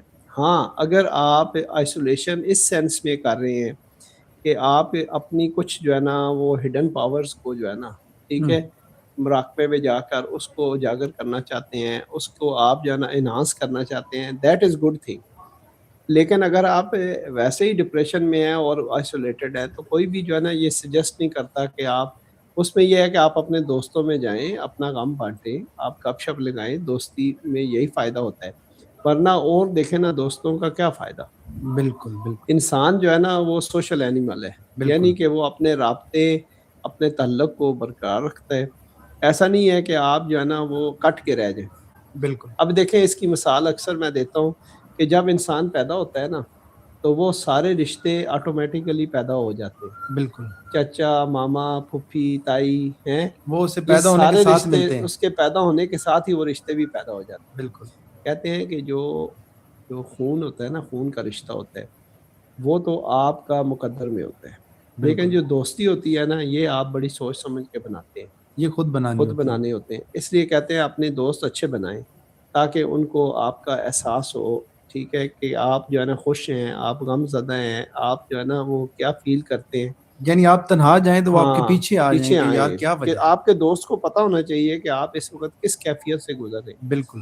کہ ایسا نہیں ہے کہ آپ جو ہے نا، اچھا یہ اینیملز میں بھی ہوتا ہے. اچھا. اینیملز بھی جو ہے نا وہ جو ہے وہ کرتے ہیں اس طرح کی جو ہے نا ان کی بانڈنگ ہوتی ہے، وہ تعلق ہوتا ہے، وہ بھی ایک دوسرے کا خیال رکھتے وہ ہیں. چیونٹیوں کے جس طرح ہم دیکھتے ہیں آپس میں جاتی ہوئی ہاں ملتی ہیں ایک بالکل. دوسرے کو. اچھا وہ چینٹیوں کا تو یہ ہوتا ہے نا کہ ان کا پورا نیٹ ورک ہوتا ہے. بالکل. اسی طرح ان کا بھی ایک سوشل نیٹ ورک ہوتا ہے، لیکن وہ جو نیٹ ورک ہے اس کی لینگویج کو انڈرسٹینڈ کرنا، وہ ظاہری بات ہے ایک خاص فریکوینسی پہ ہی چیزیں جا کے انڈرسٹینڈ ہوتی ہیں. بالکل. اچھا علم کیا ہے؟ ہر چیز کا علم ہے. اب وہ علم کیسے آپ حاصل کرتے ہیں؟ ٹھیک ہے، جیسے دیکھیں ستاروں کا علم ہے، ہاتھوں کی لکیروں کا علم ہے. بالکل. اچھا اس طرح سے ہے کہ آپ اپنی ہاتھوں کی لکیریں یہ بھی دیکھیں، آبزرو کریں تو یہ بھی چینج ہوتی رہتی ہیں. بالکل. آپ کے مائنڈ کی جو آپ کے اندر کی ول پاور ہے نا، اس سے آپ کے ہاتھوں کی لکیریں بدلتی ہیں. اچھا. ہاں تو مزے کی بات یہ ہے کہ میں نے ایک ایکسپیریمنٹ یہ کیا. اچھا. ایک دفعہ میں نے اپنے ہاتھ کا جو ہے نا فوٹو کاپی کروا لیا اچھا. لکیروں کا، اچھا. اور میں نے دیکھا تو میں نے کہا جی کہ اب میں نے نا اپنی ول پاور سے ان ساری لکیروں کو چینج کرنا. ول پاور سے لکیریں چینج ہاں کرنی. اور میں نے یقین کریں کہ جب جو ہے نا وہ اپنی میں نے پھر وہ اسٹریٹجی اپنائی، اور پھر کچھ عرصے کے بعد 3 سال بعد دوبارہ سے میں نے جب اپنے فوٹو کاپی کروایا نا، تو میں نے تقریباً 80% اپنی لکیریں چینج کر دی. ہوئے ہوئے ناظرین یہ دیکھیں، آپ کہا جاتا ہے کہ لکیریں سیم رہتی ہیں، اب یہ ڈاکٹر صاحب نے خود ایکسپیریمنٹ کیا ہے. بالکل.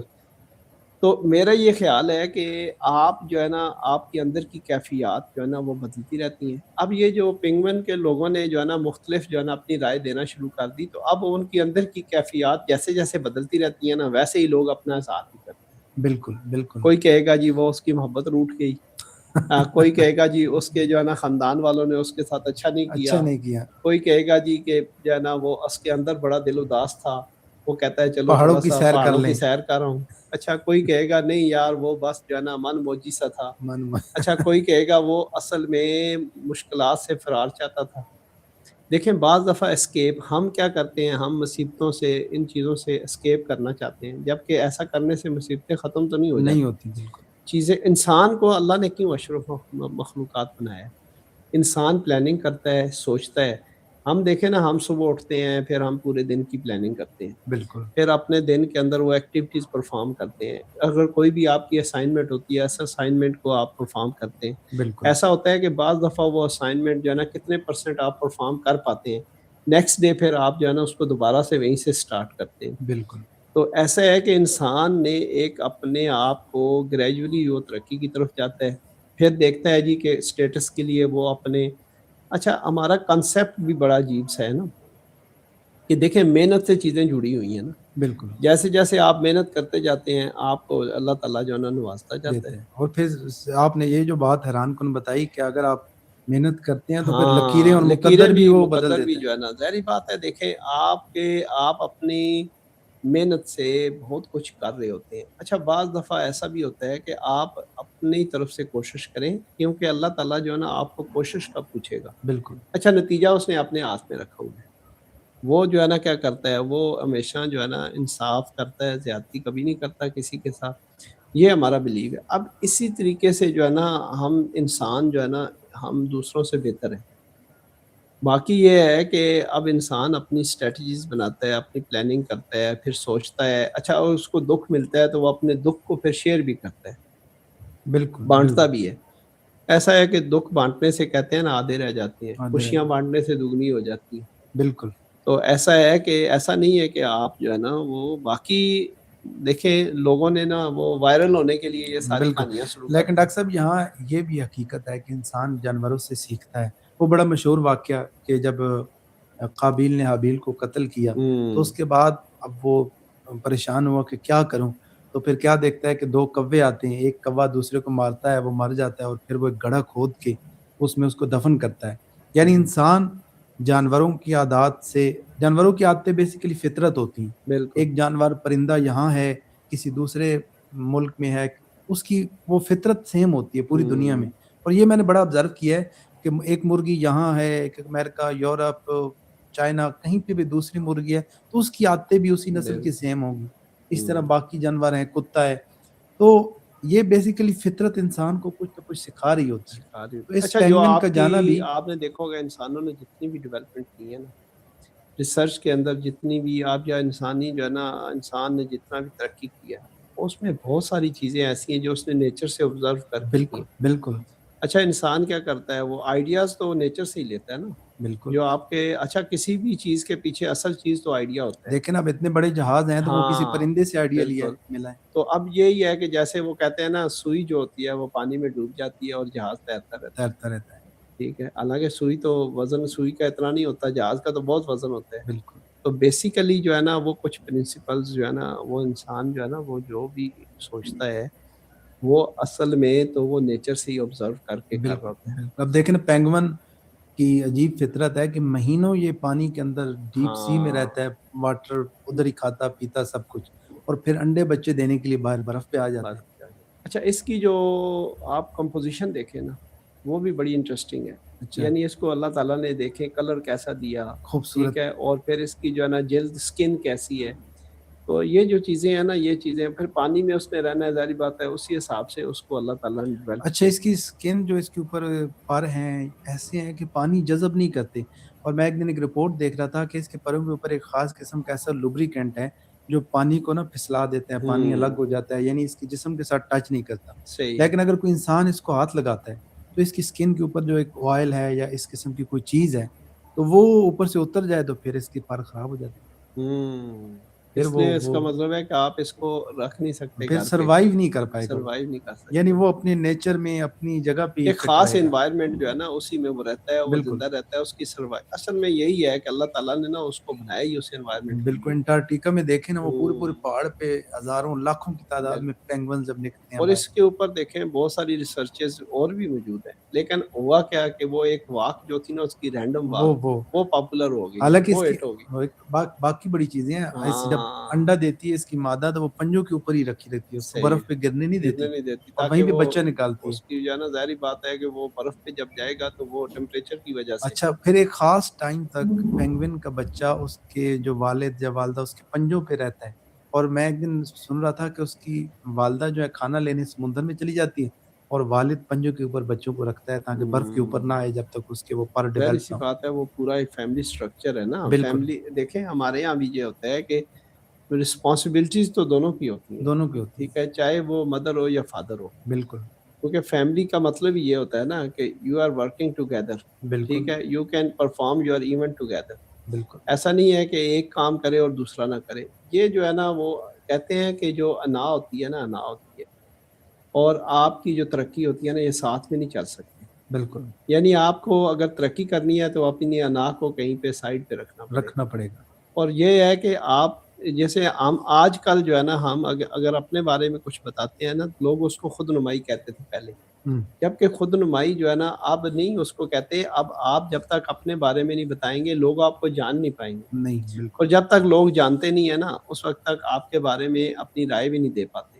بالکل. اب آج دیکھیں, آج ہم نے کسی ڈاکٹر کا پتہ کرنا ہو تو ہم پہلے سوشل میڈیا سے چیک کرتے ہیں کہ یار لوگوں کے کیا کمنٹس ہیں اس کے بارے میں. اب تو ٹھیک ہے, اے آئی سے پوچھ لیتے ہیں, اے آئی سے بھی پوچھ لیتے ہیں اچھا ڈاکٹر کون سا ہے, کس شعبے کے ڈاکٹر کے پاس جانا ہے, جانا بھی چاہیے یا نہیں جانا چاہیے, ٹھیک ہے, اس کی ایجوکیشن, اس کا ایکسپیرینس, تو یہ ساری چیزیں ہم جو ہے نا وہ ویریفائی کرتے ہیں.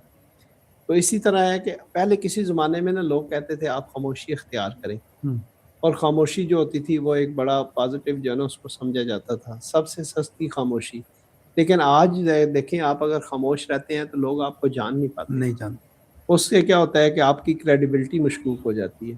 تو آپ کو بولنا پڑتا ہے آپ کو تاکہ لوگ سنتے ہیں پہلے آپ کو, پھر جج بعد میں کرتے ہیں. لیکن آج کل لوگ رویے بھی تو دیکھتے ہیں نا, اگر پینگوئن کا رویہ لوگوں نے دیکھ لیا, لیکن یہ بڑا المیہ ہے کہ ہمارے ارد گرد کتنے لوگ ڈپریس ہیں, پریشان ہیں, لیکن یہ معاملات ان کا رویہ نظر نہیں آتا. پینگوئن کا آ گیا. ایک چیز جو ہے نا وہ جامی صاحب اس میں بڑی انٹرسٹنگ ہے جو مجھے جو ہے نا جس میں سوچنے کا موقع ملا. میں یہ کہتا ہوں کہ اب سارے احساسات اور ساری فیلنگز جو ہے نا آپ نے دیکھے نا اداسی والی ہیں, جدائی والی ہیں, ٹھیک ہے, اس میں ہیپینس والی کوئی نہیں. ہو سکتا ہے وہ خوشی سے جا رہا ہو, خوشی سے پہاڑوں کی طرف جا رہا ہو. یہ ڈاکٹر صاحب نے بڑا امپورٹنٹ پوائنٹ نوٹ کیا ہے کہ لوگوں نے وہ اداسی والی زیادہ دی ہیں، اس کا مطلب ہے لوگوں کے اندر اندر اداسی سے زیادہ اس کا ہے. مطلب یہ ہے کہ جو ہمارا سوشل میڈیا ہے نا اس میں اداسی والا جو ریشو ہے وہ زیادہ ہے. زیادہ ہے. اب دیکھیں نا محبت میں ناکامی، یہ تو ہو سکتا ہے کہ وہ اپنے محبوب کو تلاش کرنے گیا ہو، لیکن ہو سکتا ہے ڈاکٹر صاحب ہاں ان میں محبت والا ہاں کلچر ہی نہ ہو. کلچر ہی نہ وہ ہو. تو ایک نہیں پرندہ ہے. محبت تو ہوتی ہے، اچھا، محبت تو ہوتی ہے، وہ جانداروں میں فطرت رکھ دیتی ہے نا اپنے اندر.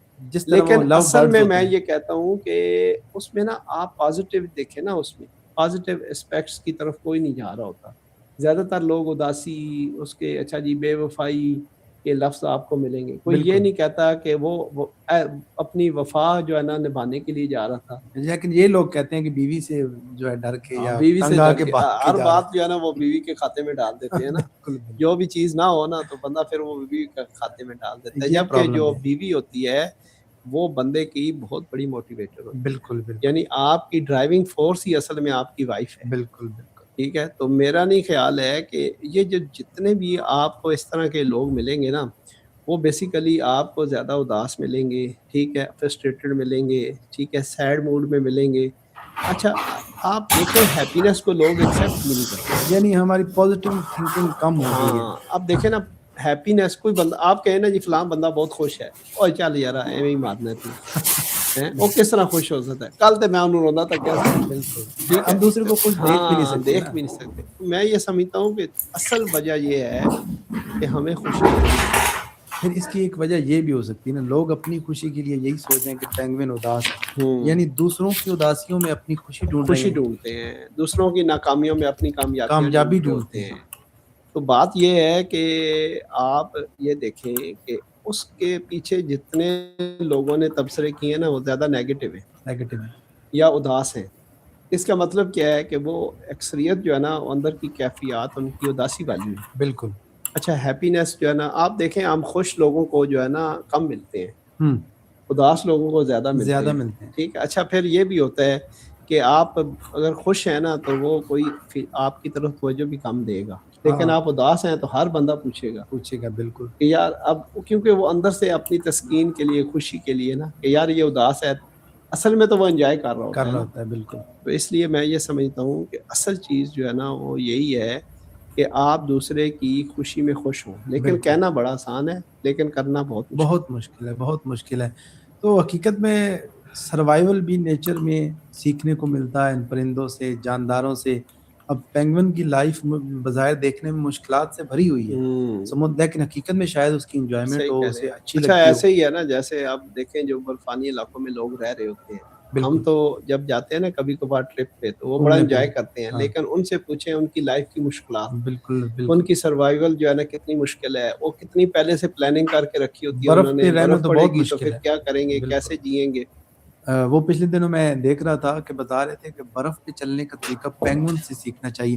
وہ بالکل چھوٹے چھوٹے قدم رکھتا ہے. برف والے علاقوں میں پھسلن ہو جاتی ہے بالکل. تو اکثر لوگ بڑے بڑے قدم رکھتے ہیں تو پھر کیا ہوتا ہے کہ پھسل جاتے ہیں. تو پینگوئن سے یہ تو سیکھنے کو ملتا ہے. بہرحال دیکھیں نا زندگی میں بھی یہ ہے نا، آپ لمبی چھلانگ لگائیں گے تو پھسل جائیں گے، گرنے کا خطرہ زیادہ ہوتا ہے. اس لیے آپ دیکھیں چھوٹے چھوٹے، اچھا کامیابی جو ہوتی ہے نا، کامیابی زندگی میں بھی آپ دیکھیے گا یہ چھوٹے چھوٹے سٹیپ میں ہوتی ہے. اچھا. ہاں یعنی یہ ہم کہتے ہیں نا کہ راتوں رات میں بہت بڑی کامیابی حاصل کر لوں تو وہ تو پھر بڑی مشکوک ہو جاتی ہے. ناممکن بھی ہے. ناممکن بھی ہے اور مشکوک بھی ہے. لیکن آپ کامیابی کو آپ دیکھیں زینہ بزینہ چڑھ کر نا کامیابی بالکل حاصل ہوتی ہے بالکل. اور چھوٹے چھوٹے سٹیپ میں ہوتی ہے. آپ دیکھ لیں کہ جو ہم نے سیڑھیاں بنائی ہوتی ہیں نا وہ بھی ایک خاص انداز سے جو ہے نا ان کی ہائٹ رکھ کے بناتے ہیں. یہ بالکل. نہیں ہے کہ ایک سیڑھی اور دوسری سیڑھی کے درمیان اتنا فاصلہ ہو کہ بندے سے اوپر چڑھا ہی نہ جائے. رہ جائے. بالکل. تو اس لیے جو ہے نا یہ کامیابی کے زینے چڑھنے کے لیے بھی نا چھوٹے چھوٹے قدم، چھوٹے چھوٹے قدم اٹھانے پڑتے ہیں. اور ہزاروں میں کوئی ایک ہوتا ہے جس کا ایک قدم ہی اسے زمین سے آسمان پر لے جاتا ہے. لیکن وہ جو ہے نا ایکسیپشنل کیسز ہوتے ہیں، اور ایکسیپشنل کیسز جو ہوتے ہیں نا ان کو آپ ایگزامپل نہیں بنا سکتے. بالکل. جس طرح یہ ویڈیو وائرل ہوئی، اب ویڈیو کافی عرصے سے موجود تھی لیکن ایک دیکھیں سٹیپ یہ ایسا بھی ہے تو ہو وائرل ہو سکتا گئی. ہے نا اب باقی پینگوئن جو ہے نا اس پہ بڑا جیلس فیل کر رہے ہیں کہ یار دیکھو ہم نے کتنا کچھ کیا، ایفرٹ کیا، اور یہ خالی پیدل چلا ہے اور اس کی انہوں نے اتنی زیادہ داد اس کو مل گئی ہے. لیکن ڈاکٹر صاحب یہاں ایک اور پوائنٹ بھی ہے، جیسے وہ پینگوئن اب چلا اپنے گروپ کو اپنی کالونی کو چھوڑ کے کہ میں اب بس سب کچھ چھوڑ کے پہاڑوں میں جا رہا ہوں، وہ لمحہ اسے وائرل کرنے کا آ گیا۔ ہاں انسان جب مایوس ہو کے لیکن یہ بالکل بھی اینڈ تو پہ ہو ہوتا ہے سکتا ہے نا، نا کہ وہ جو ہے نا کوئی نئی جو ہے نا مطلب ایک نئی انوینشن کی طرف چل پڑا ہو، بالکل نیا علاقہ دیکھیں ایک دیکھنا چاہتا نئی ہوں۔ سوچ اس کی نئی تھاٹ لے کے آیا ہو، وہ پازیٹیو بھی تو سوچنا چاہیے نا۔ بالکل بالکل وہ سوچ رہا ہو یار کہ انوائرمنٹ کو کل کو انوائرمنٹ چینج ہو جاتا ہے، پھر ہم کیسے سروائیو کریں گے۔ بالکل بالکل تو بالکل یہ ہے، یہ اس کو آپ ایسے بھی لے سکتے ہیں کہ جب کوئی بندہ جو ہے نا ڈفرینٹ سوچتا ہے نا تو اس کو سوسائٹی ایکسیپٹ نہیں کرتی۔ بالکل اچھا اس کو بہت مشکلات آتی ہیں، بالکل اگر وہ علیحدہ سے سوچنا شروع کر دے نا تو لوگ اس کو ایکسیپٹ نہیں کرتے۔ لوگ تو کہتے ہیں کہ بس بندہ سوچے ہی نہ۔ تو اس لیے اکثر سائنسدانوں لوگوں کے بارے میں کہا جاتا ہے کہ وہ الگ رہتے ہیں، دور رہتے ہیں، لیکن بظاہر بالکل لوگوں کو لگتا ہے کہ وہ کوئی کام نہیں کر رہے، لیکن بیک گراؤنڈ پہ حقیقت میں وہ کتنی ریسرچ کرتے ہیں، دنیا کو کتنا کچھ دے جاتے ہیں۔ دنیا ایسے ہی ہے جی، دنیا تو سائنٹسٹ کے مرہون محنت کی ہے نا، بالکل انہوں بالکل نے انوینشنز کی، ڈسکوریز ہوئیں اور پھر آج جو ہے نا دنیا کے ہم مزے لے رہے ہیں۔ بالکل اچھا کوئی بھی پرابلم جو تھا نا شروع میں بڑے سمپل ہوتے تھے، اب تو کمپلیکس جو ہے نا پرابلمز آ گئے ہیں، ٹھیک ہے، ملٹیپل جو ہے نا ان میں سنگولیرٹیز ہوتی ہیں، ملٹیپل جو ہے نا اسٹفنس ہوتی ہے۔ بالکل تو ایسے اسٹف پرابلمس کو اب انسان جو ہے نا وہ اپنی عقل کے ذریعے ہی سالو کرتا ہے، بالکل اور اس کے لیے یہ ہے کہ ایفرٹ کرتا رہتا ہے۔ اچھا وہ ایفرٹس جو ہوتی ہیں نا ان میں تسلسل ہوتا ہے، تسلسل ایسا نہیں ہے، چیزوں میں تسلسل رہے تو پھر کامیابی جو ہے نا وہ بندے کو جو ہے نا کامیابی کی طرف بندہ بڑھتا ہے۔ تو آپ زندگی میں بھی نا یہ دیکھیں اچیومنٹس کے لیے نا آپ نے اپنی اچیومنٹس کے لیے ایک تسلسل رکھنا ہوتا ہے۔ بالکل اچھا پھر سوچنا یہ ہے کہ آپ کرنا کیا چاہتے ہیں، اس کے لیے پھر آپ پلاننگ کرتے ہیں۔ تو لیکن کبھی کبھی ڈاکٹر صاحب کامیابی کے لیے اپنے گروہ اپنے کالونی کو چھوڑنا پڑتا ہے، جیسے آپ پی ایچ ڈی نہیں وہ کرنے تو گئے یہ تو دیکھیں سب نا کچھ وہ چھوڑ کے جانا پڑا نا۔ ہاں بالکل۔ اچھا جب میں پی ایچ ڈی کے لیے گیا نا، یقین کریں یاسر صاحب، میرے ساتھ کے جو دوست تھے نا ان کو یقین نہیں آتا تھا کہ لیکن اب میں جو ہے نا وہ یہ چلا جاؤں گا۔ سب کچھ چھوڑ کے اس ہاں پینگوئن کی طرح پہاڑوں کی طرح پہاڑوں کی سفر طرف کرنا سفر پڑتا ہے، کرنا پڑا، اور بڑی جو ہے نا یہ بتائیں سیکریفائسز ہوتی ہیں، بہت زیادہ۔ اور اتنی سیکریفائسز آپ کرتے ہیں تو پھر جو ہے نا گلوری اور سکسیس ملتی ہے۔ بالکل بالکل تو میں اکثر کہتا ہوتا ہوں وداؤٹ جو ہے نا sacrifices you never achieve your glory and success. بالکل ایسا تو یہ اکثر اس لیے میں کہتا ہوں کہ میں نے نا وہ چیزیں دیکھی ہیں، ہم نے وہ آپ دیکھیں پردے کے پیچھے کیا تکلیفیں ہوتی ہیں نا، لوگ تو کامیابی کو دیکھ رہے ہوتے ہیں نا، آپ اور اس کے پیچھے کتنا سفر طے کیا اس کامیابی کو حاصل کرنے کے لیے وہ کوئی نہیں دیکھ وہ رہا نہیں ہوتا۔ دیکھتے۔ تو اس لیے آپ لوگوں کو کامیاب ہوا، لوگوں کو تو اب بندہ دیکھ لیتا ہے، لیکن اس کامیابی کے پیچھے اس نے جو ایفرٹس کی ہوتی ہیں نا وہ بڑی ضروری ہوتی اگر ہیں۔ وہ دیکھی جائیں تو اس سے حوصلہ تو ملے گا نا کہ بالکل کیا جا سکتا ہے، دیکھیں، ممکن اور ہے۔ ڈیسیژن جو ہے نا بڑا مشکل چیز ہوتی ہے۔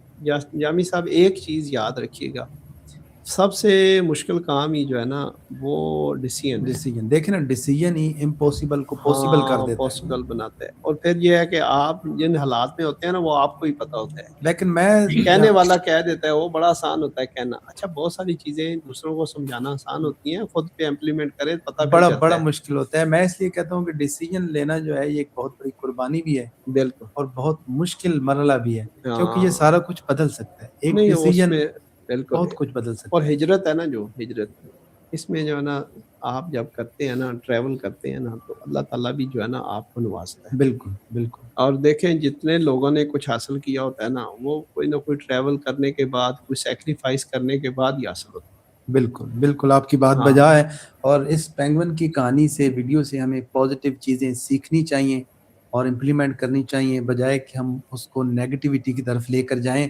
بلکہ ہم سوچیں کہ وہ ایک اچھے عمل کے لیے، اچھی چیز کے لیے جا رہا ہے، اور جو خوشیاں جو ہے نا خوشیوں کو لے کے آئیں زندگی خوشیوں میں، کو خوشیاں بالکل جو ہے نا بڑی امپورٹنٹ ہیں۔ آج کل ایسے لگتا ہے جیسے خوشیاں روٹ سی گئی روٹ سیکھیں، بالکل ہیں۔ وہ کہتے ہیں نا کہ نا امیدی کو آپ سائڈ پہ رکھیں اور امید کو لے کے آئیں۔ امید کو لے کے امید کی شمع جلتی ہے تو اس سے پھر جو ہے نا روشنی ہوتی ہے، بالکل اور بالکل سے جو ہے نا پھر کہتے ہیں نا سارے یاس کے ہوتے ہیں جس پہ قریب وہیں سے عزم کا خورشید نو نو نکلتا ہے۔ نکلتا ہے، بالکل تو جو ہے بالکل نا یہ امیدیں جو ہے نا وہ زندہ رہنی چاہیے، اور اس سے کیا ہوتا ہے کہ جب تک آپ اچھا آپ جب خوش رہتے ہیں نا تو دوسروں کے لیے بھی جو ہے نا بہت ساری خوشی کا سامان لے کے آتے ہیں۔ بالکل بالکل تو یہ خوشی کے سلسلے جو ہے نا یہ بھی جو ہے نا وہ کہتے ہیں نا کڑی سے کڑی جیسے جڑتی ہے نا، ऐसे ये भी जुड़े होते वो हैं, सिलसिला बन जाता मोतियों की माला की तरह परोए होते हैं, परोए ठीक है होते ना। हैं। ऐसा नहीं है, आप जो है ना वो अपनी खुशियां बांटेंगे तो दूसरों के जो है ना वो दिल भी जीतेंगे। बिल्कुल, बिल्कुल दिल ये जीतना तो असल मसला है सारा। ये बहुत बड़ी बात है। हाँ और हकीकत में जानवरों का जहाँ तक मसला है तो वो माहिरीन कहते हैं वो बीमार हों तो ऐसा होता है कि वो अक्सर अपने आप को अपनी कॉलोनी से, झुंड से जुदा कर लेते हैं, उनकी जो मेडिकल प्रॉब्लम है। बहरहाल जो भी हैं, तो एक सैर हासिल गुफ्तगू रही। चलें, उम्मीद है जी आप लोगों ने इस पे, जाहिर बात है हमने भी कुछ ना कुछ इनपुट दी है, आपको पसंद आएगा। अगर आपका तबसरा आएगा तो हमें खुशी बड़ी होगी। बिल्कुल, बिल्कुल आप अपने कमेंट से हमें ज़रूर आगाह कीजिएगा। डॉक्टर साहब आपके कीमती वक़्त के जी, लिए जी। आपका शुक्रगुज़ार भी हूँ। जामी साहब शुक्रिया कि थैंक आप जो है ना हमें कभी-कभी बुला लेते नहीं, हैं, नहीं मेरा वक़्त तो हैं दिल होता आपके। है कि हर रोज़ ही डिस्कशन हो, हर रोज़ हम हाँ, किसी बस न किसी लेकिन मौज़ू पे गुफ्तगू मसरूफ़ियात की करें। वजह से जो है ना अक्सर ऐसा होता नहीं है जी। शुक्रिया जी, बहुत-बहुत जी। सबका। Thank you. नाज़रीन आपका भी शुक्रिया। Thank you ji. व्यूअर्स आपका बहुत शुक्रिया। Thank you for watching Yasir Jami podcast. It's 2026, and 1926 is 100 years ago. This book contains old poetry, a style of Allama Iqbal's poetry. You can see the 1926 print. This is Zishan, so we'll talk about it today. Sir, this is Bangi Dara. Yes, yes, show me. I saw in it, it was written that one day a spider said to a fly. I saw in this book it was written that one day a spider said to a fly, even wise men like me fall for your stature. You have so many charms that you possess. Wow, wow, wow. And Shawnee has now resolved to drown, to drown. Shawnee has now resolved to drown.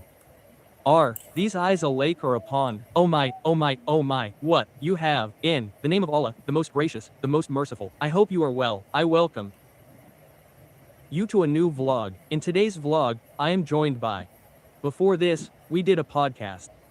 He's a poet, has a passion for poetry. You must have heard it.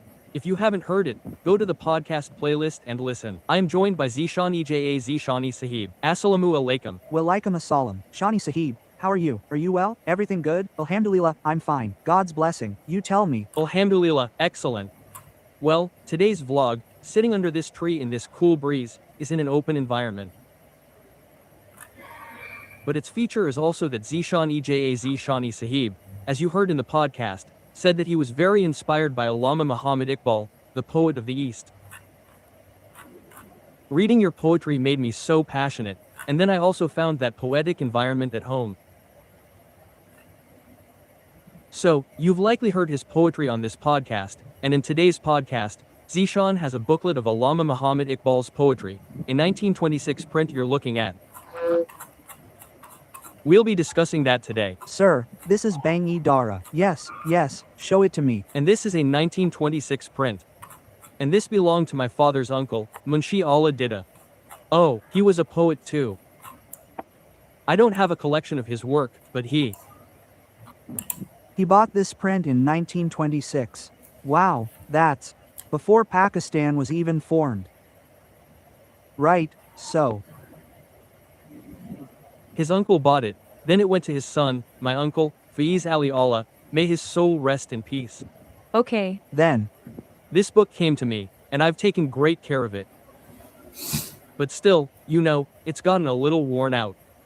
Look, you can see, 1926, it's been 100 years for this book, and it contains that old poetry, that essence of Allama Iqbal's poetry. That's all in here. Those qualities, those old memories, you could say, are those rare printed things from that time. So this book inspired you, motivated you the most? This is what you read. Yes, absolutely. This is what I used to read. And some verses, I could understand them. okay, and some I couldn't. Because Iqbal mostly used Persian and Arabic. Exactly.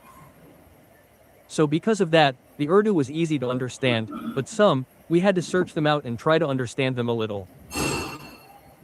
In Allama Iqbal's poetry, Shikwa and Jawab-e-Shikwa are popular, famous. Absolutely, they are popular, sir. And I swear, I've read that a lot. And I enjoyed that a lot. Okay. And I mean, I enjoyed it, knowing this is a 1926 print. I'll recite a few verses from it. Yes, definitely. The Viewers will listen. So these are verses from Shikwa on page 181. Allama Iqbal writes, there are other communities too, some are sinful, and some are humble and intoxicated. Quote, some are arrogant, some are lazy, some are negligent, and some are alert. Hundreds despise your name, Despise it.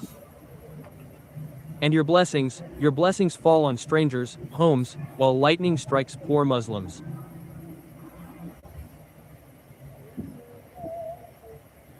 And believe me, there's a beautiful verse in it, like, we erased falsehood from the face of the earth. We freed mankind from slavery. We populated your Kaaba with foreheads. We embraced your Quran in our hearts. Yet, we are blamed for not being loyal, and you are not loving. Quote, this complaint can only be made by someone like Allama Iqbal. What a statement. So, did you notice any difference between these new prints and the old ones? I was searching on Google and the poem of the spider and the fly came up. Okay, so. I saw in it that it was written, one day, a spider said to a fly, but in this book, it says, one day, someone said to a fly. Quote, see how things are changed in printing. Quote, din and raz, day and day, the meaning is the same. The meaning is the same, but there's a difference in the words. There is a difference in their pronunciation and appearance.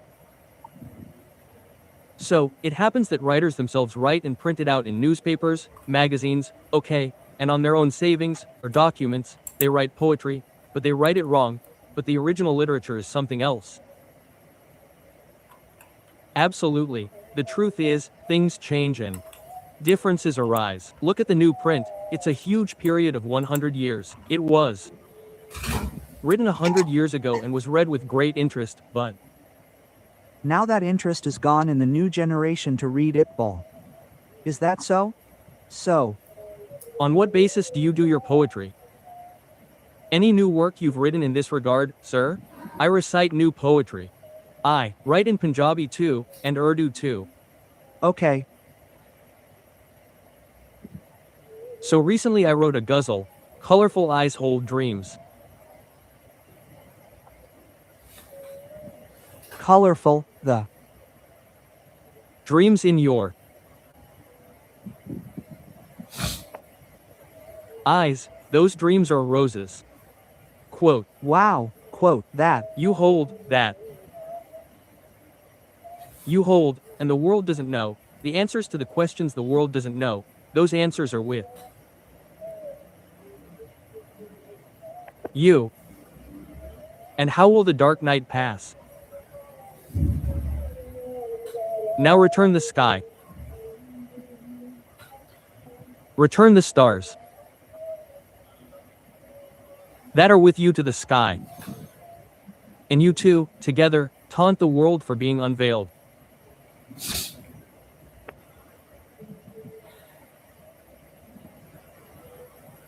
They are all unveiled who are with you. And wise men like me fall for just one of your gestures, such countless displays are with you. That you hold, wow, wow, wow. And Shawnee has decided to drown now, to drown, are these eyes lakes or ponds, ha, ha, ha, that you hold, that. You hold, wow, wow, are these eyes lakes or Pawns that you hold, quote. See, this is the color that poetry gives, and then it goes forward. So, I hope you liked the video. Thank you very much for watching. Zishan Ijaz Shani Sahib, thank you very much too. Thank you. Thank you for watching, Yasir Jami.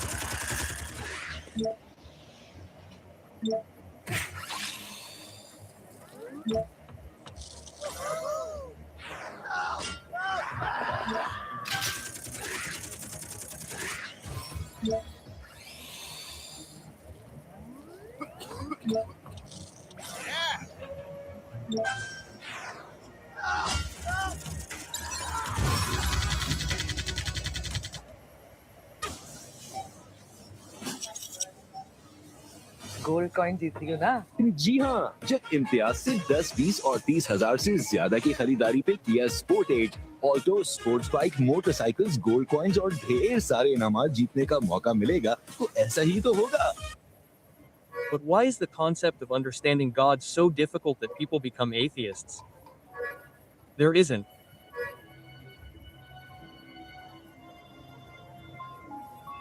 A perfect parallel to say, this is God, but the example the Quran gives is of keeping an olive lamp lit. That's an analogy, but according to Hakim ibn Maskawaya, why is understanding God so difficult? What he presents is similar to what we discussed.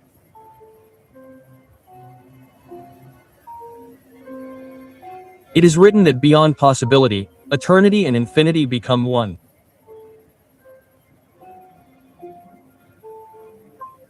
Meaning, humans gain knowledge of the whole from the parts, and the whole is completely free from matter.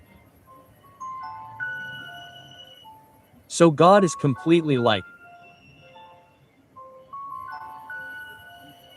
abstract realities.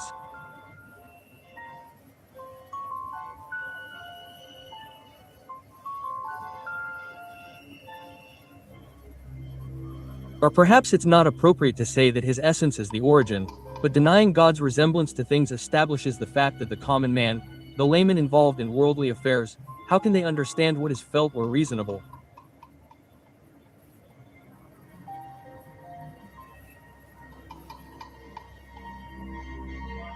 Exactly. Well, an interesting point came up in that debate, the argument of contingency. Could you explain to our viewers what that is? For example, we say that God's essence is necessary. Just like the English philosopher said, if God doesn't exist, I would be extinct.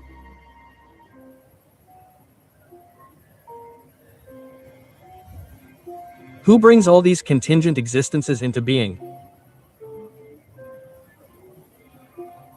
And then repeatedly brings them into being and destroys them, subjecting them to change?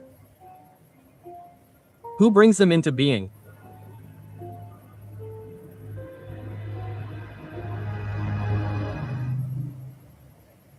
In the name of Allah, the most gracious, the most merciful, welcome to another podcast episode. I hope you are all well. With me is Dr. Zahid Mughal. Sir, welcome. A very popular debate took place a few days ago, you must have heard it. Viewers, Mufti Shamail Nadvi and Javed Akhtar Sahib. Javed Akhtar Sahib's point was that no God exists, and Mufti Shamail Nadvi gave arguments that if God doesn't exist, then all of this is impossible.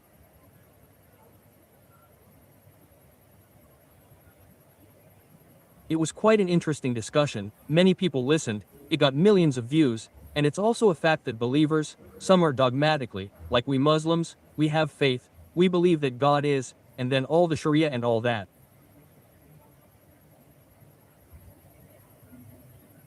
But on the other hand, there are atheists who absolutely don't believe, who say that everything happened automatically, they just can't grasp it, they can't understand that any God exists. And then there's the concept of monotheism, the concept of atheism, the concept of polytheism, different concepts about God that exist. So from this, sir, one thing I understand is that on one side, there are believers, whether they believe knowingly or dogmatically, they are believers, and this is on this point, and it's also a fact that someone or something created the universe. But why is this concept of understanding God so difficult that people then become atheists?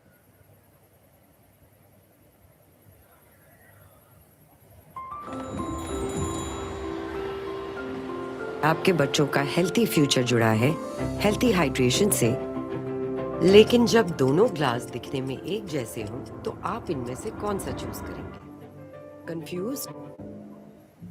Choose करें Nestle pure life. जो Swiss heritage को बरकरार रखते हुए पिछले 25 साल से जायद अरसे से आप और आपकी फैमिली को हाई क्वालिटी हेल्दी हाइड्रेशन फराहम कर रहा है। हमारी आज की चॉइसेस से ही बनता है इनका हेल्थी फ्यूचर, और हेल्थी फ्यूचर से कीमती कुछ नहीं। From Nestle. जैस कैश इंश्योरेंस को सोचो, समझो, कर लो, मान लो, यही आसानी है। Thank you very much. The interesting thing is that in the modern era, God is now being discussed in podcasts, which is a good thing. And also, even in this modern era with so much education, this question is arising. Does God exist? I mean, now it's just impossible. Now everything is showing that there is some God here, a creator. Yar Sahib. The basic thing is that man is a man of feelings.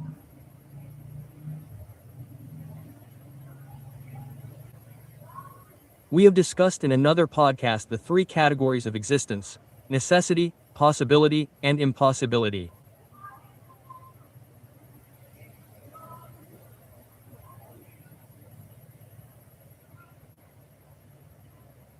So, within that, the extent of what's possible constantly interacts with our senses from birth to adulthood and then to death.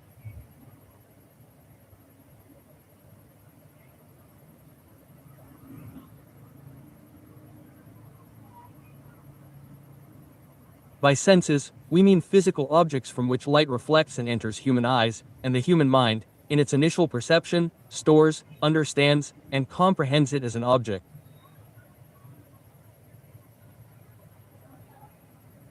Now, the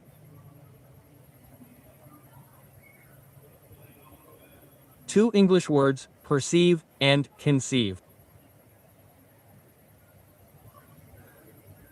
If we grasp their essence and then their correlation, the alignment they have with existence, then we'll be able to answer this question.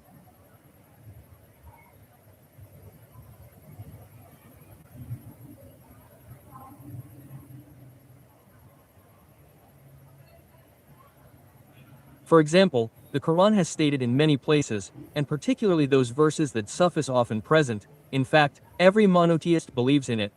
Ibn Arabi writes in Futuhat that God first affirmed the likeness in this verse and then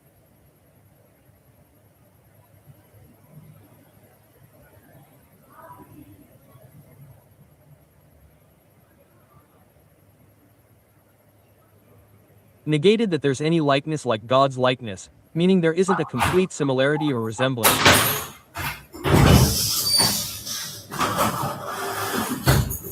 In anything, that we can say this is God, but the example the Quran itself gave is to keep an olive oil lamp burning.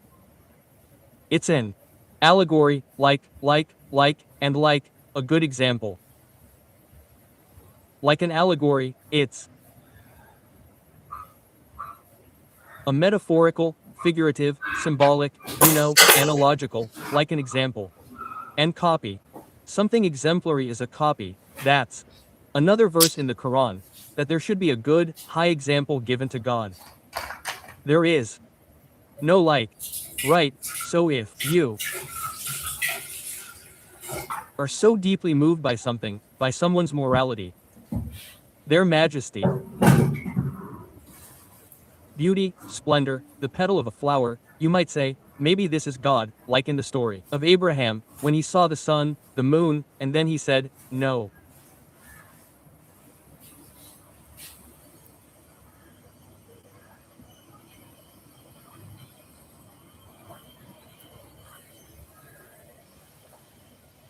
That's not possible. There can be no like. Quote, so, according to this verse of the Quran, since there's nothing like him, and man is accustomed to sensations. Sensations are the name for all consciousness, the name for things being, man's connection to and relation with things that we cannot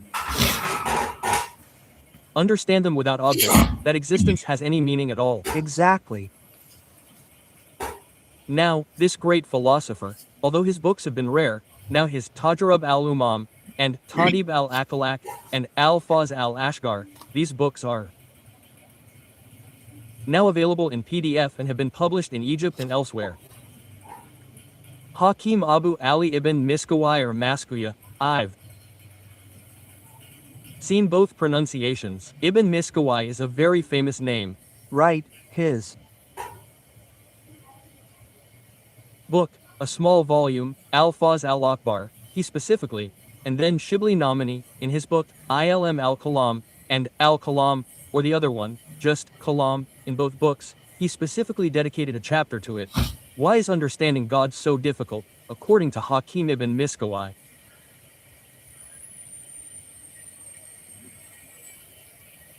And what he presents is similar to what we were talking about.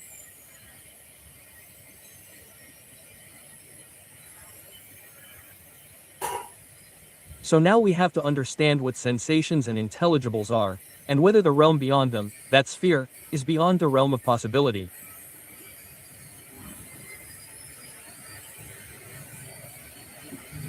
For example, Mujaddid Alf-Sani, may God have mercy on him, wrote in Mabda'i Ma'ad that beyond the limit of possibility, eternity and infinity become united.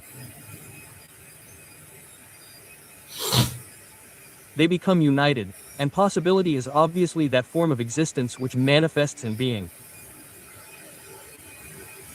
That is, all things are under the authority of possibility, its domain.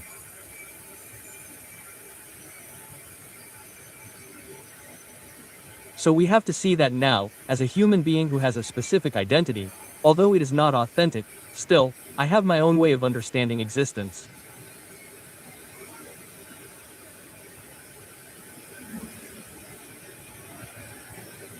How I make a thing, and then how it is rationally processed in my mind and establishes a connection with the external world. It's Really nothing. other than that. If there is something, then what is it? And then what do we mean by God's level in simplicity and abstraction? We just have to try to understand this. See, from childhood, as soon as a person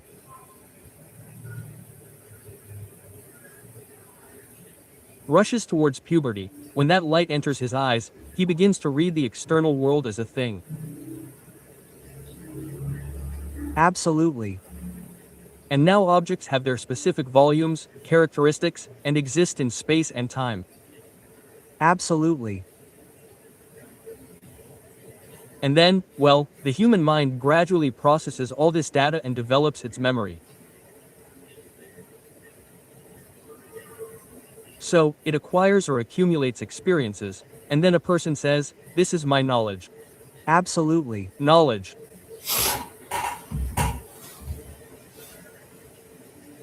When light from the outside world enters a person's brain through the eyes as electrical signals, the first perception is a percept. Absolutely. The Percept exists as a thing in the external world, physically. Inside, the first image of that particular object, like this glass, is an idea, through the eye, a particular idea. Absolutely. So, that first intelligible thing enters inside. Well, now this perception from percepts, that is, the first perceptual image of a particular thing, that this is a glass, that it is in front of me. Absolutely. Now, as I said before, the human mind is a dynamic entity. It doesn't just stop there, it doesn't stand still satisfied. Instead, it thinks that there are many glasses that are made of other materials as well.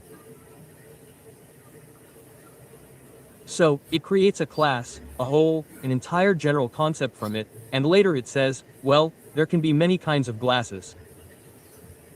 All of that is its genus, it can have many species. absolutely. So, Creating that general concept. The percept is outside, the concept is inside, an intelligible reality. That is, the general concept, the general idea that the intellect has created, we call that a concept, conceiving. Absolutely. So, a concept is conceived from a percept. Absolutely. This is perceptible, the percept is perceptible, and the concept is intelligible, from the intellect, intelligible, absolutely, intellectualized. Okay, so now, what happens is, slowly, man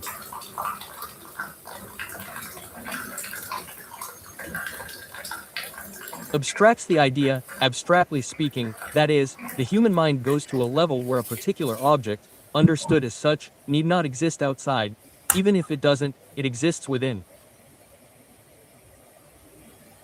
Exactly. So its attention isn't on a particular thing, but the idea exists inside, it's become a source. A rational truth exists within. And what's outside, like this glass, these are called particulars. Exactly. Particulars are particularities. Particulars. Parts. But, the technical term is particulars, that is, sensations, particulars, and the relations, additions, names between them. Establishing all this is knowledge. When man makes the entire reality rational,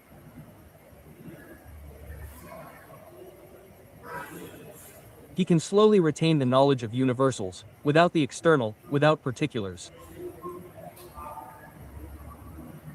So universals can be completely free of material things. If that happens, it's complete abstraction. Okay, generally, with abstraction, we take a specific aspect of a material thing, like, if I were to ask, did you see a car? You'd say, yes, like the car here at the university. So, when I ask you, can you tell me about the car you saw, do you bring up a specific aspect of it as an image? Exactly, an image will form. Meaning you've abstracted a specific aspect of that particular car.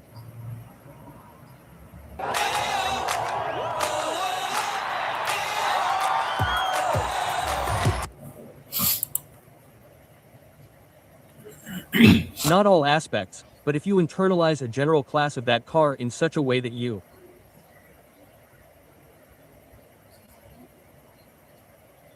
no longer need the precepts, the perceived object outside, then that is complete abstraction, and that is the knowledge of universals. Absolutely. Meaning, From particulars, one gains knowledge of universals, and universals are completely free from matter. okay. So humanity is numerous in the form of individuals. Absolutely. And when the human intellect rationalizes this reality, a concept develops, a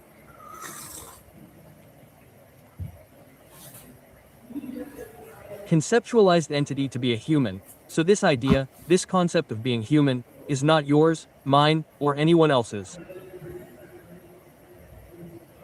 Absolutely. Their general form, which is completely free from matter, is a completely abstract thing. So, a completely abstract thing has no particular image association. Okay, less. Comely. So God is completely similar to abstract.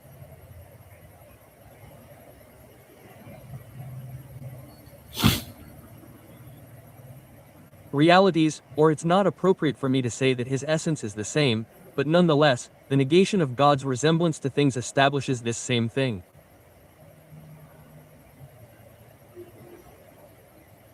Okay, that we develop universals from particulars in such a way that the universals are completely free from matter.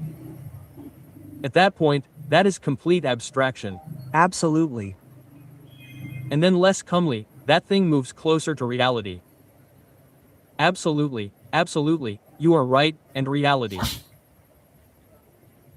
Okay, now the real difficulty here is that the question you have asked, how can the common man, that layman who is caught up in the affairs of the world,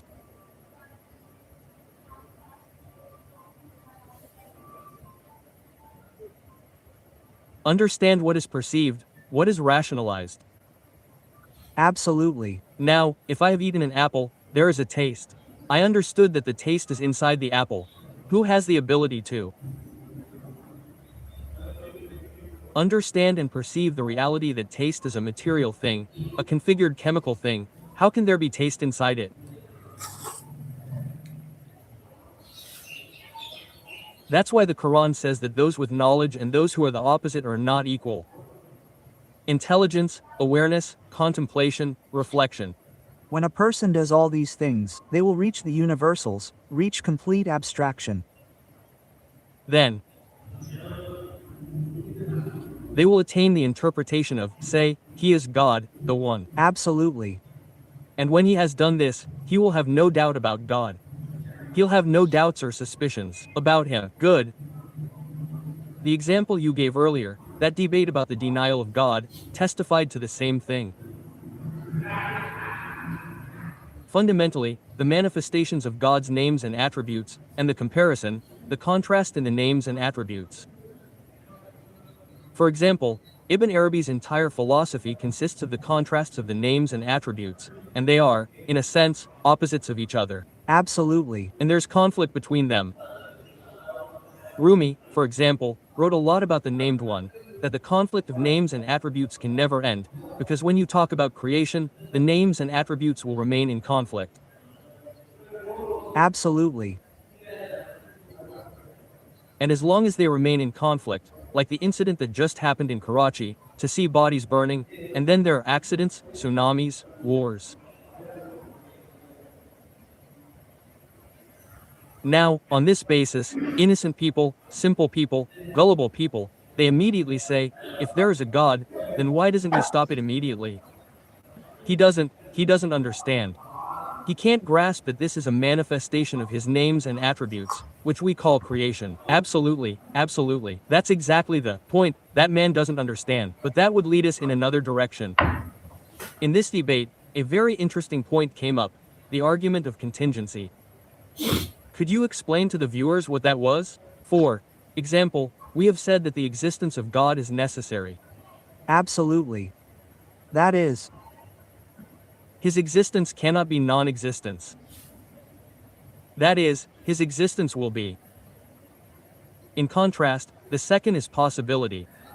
And by possibility, I mean from ayin to all of existence falls within the realm of possibility.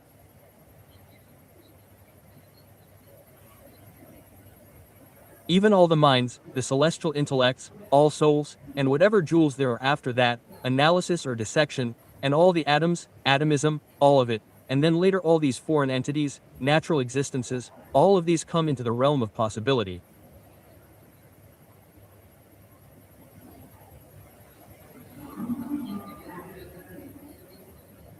So, ultimately, these didn't come into being by themselves. So, as that English philosopher said, if God didn't exist, it would be necessary to invent him.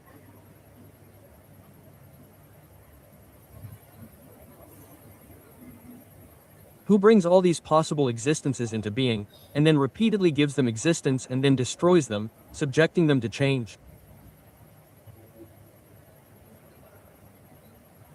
Who then connects them? So, for this, we rationally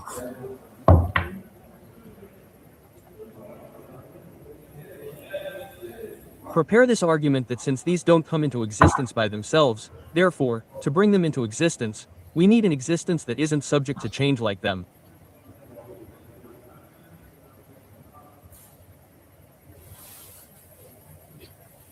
Exactly, that is, Aristotle also gave the same argument that is, the unmoved mover, that is, he himself is not subject to change, but he gives existence to all possible existences.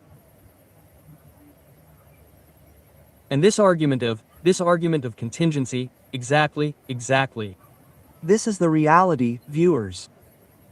And the easiest way is what the prophets have given, that Allah should be believed in, recognized through his attributes, the teachings of the prophets should be followed, so that an ordinary person can easily reach his Lord, his Creator, God. So, Dr. Sahib, thank you very much. I am grateful for your valuable time. Viewers, thank you very much. Thank you for watching Yasir Jami podcast. Allah.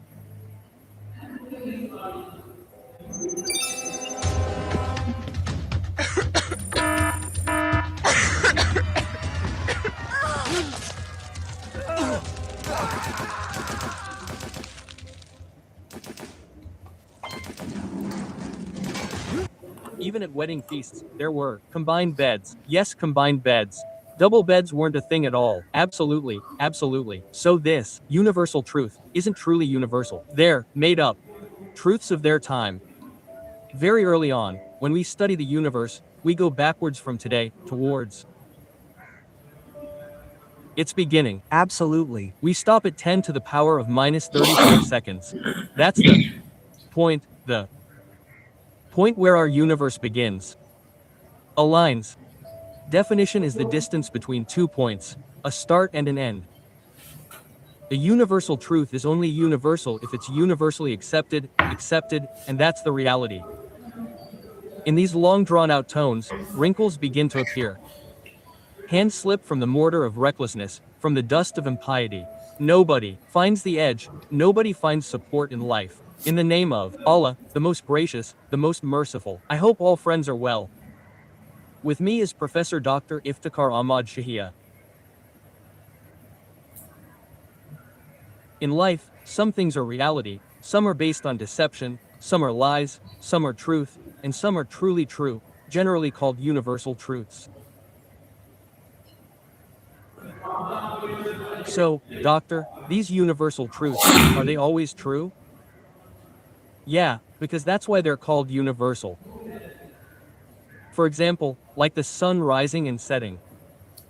It rises in the east and sets in the west, that's a fact, that's a fact. Similarly, day turning into night, right? Then after day, night, night after day, right? And these are, these are universal, right? Some are timeless truths, others, Dr. Sahib, exist, they have an existence. Like you gave the example of the sun, some humans, we ourselves, have created them, like 2 plus 2 is 4. That's also a universal truth, in mathematics. So, see, that's it. I mean, 2 plus 2 is always 4. Just like you can say that in reality, every era has its own truth. Exactly. And the Truths of an era, they end with that era, they change, they get buried. So, you can understand it like in some eras, these Mendi ceremonies and these customs, they were more prevalent. exactly. You're Also from a village, we also have a village background. But today, you see combined mehendis are happening, combined weddings are happening, combined processions and receptions are also. Combined beds too. Yes, combined beds too. There was no tradition of double beds. Exactly. So, this is not a universal truth. These are created. These are the truths of the times. Well, in that era, that was the truth. Today's era has its own truth. no. Today's Era has its own truth. Today, look at success. The one with money is considered more successful. But some truths are there, like this mango tree, it will always bear mangoes, not apples. This is a reality. This is reality. But it's also true that if you graft it with another tree, then you'll get something else, the breed will change.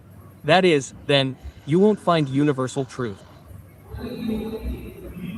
And another thing is that everything has a beginning and an end. This universe has a start and an end. When we study the early universe, we go back from today too. Its start. At 10 to the power of minus 34 seconds, we stop. That's the point where the universe began, and before that, we have no information. Time didn't exist then. If time didn't exist, you couldn't talk about it. Everything is tied to time because we're in space and time. You can only talk about it from within. A line can't start without a point. If a line has a start, it also has an end.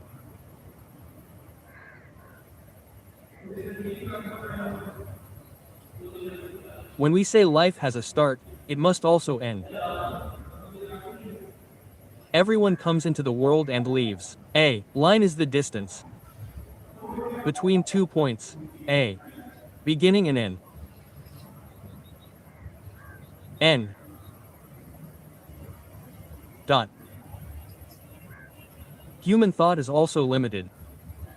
Where? Can you take it? Knowing and not knowing. Some things we understand, and some things we don't know or perceive. What we aren't aware of, obviously, we remain ignorant of. Absolutely. When We understand things, we accept them as reality. So the biggest problem is people don't accept the truth. Truth has to be, but you have to accept the truth as truth. A universal truth is only universal when it's accepted as such. Accepted as such. And the reality is a universal truth always will be. Thank you, Doctor, for your precious time. Thank you viewers so much. It's evening, so it's enjoyable. Comma, sitting beneath this tree has a charm of its own. It's a universal truth that it's evening. And under this tree is peace. They say, harsh words create wrinkles of indifference and apathy. Slipping away, no one finds life support. Quote. That is the reality and you can't turn away. Universal truths are universal. Thanks for watching. Thank you.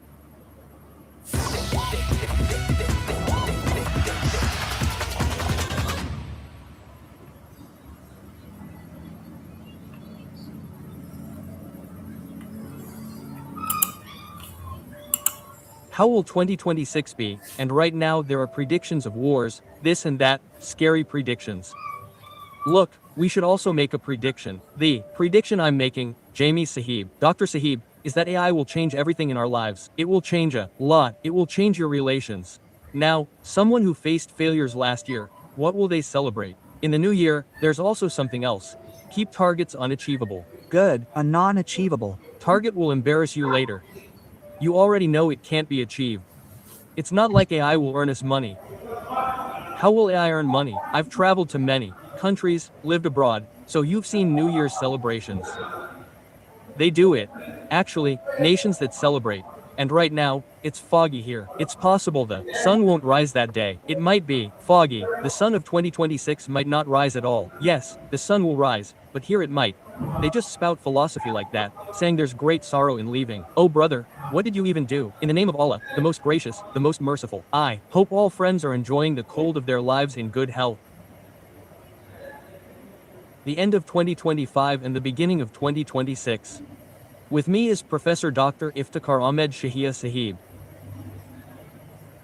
Dr. Sahib, every year there's a moment when one year is going and another is coming. The sorrow of one leaving, the joy of another arriving. Somewhere there are celebrations in happiness, and someone's memories are going back with the past year. So this coming and going of the year has a big impact on people. Although the sun sets as usual, the sun rises the next day as usual. It doesn't make a huge difference, but it greatly affects people's moods that the old year is going and the new year is coming. Absolutely, it's true that people are affected by their own thinking.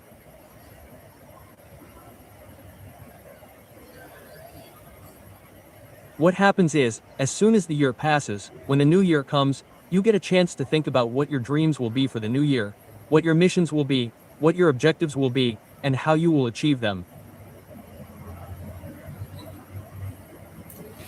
Now, why is there sadness about what's gone? The sadness is actually because the whole year has passed, and whatever targets you fixed, you achieved some of them, and some you didn't. If you've achieved more, then you'll be happy, but if you haven't been able to achieve what you should have, then you're sad.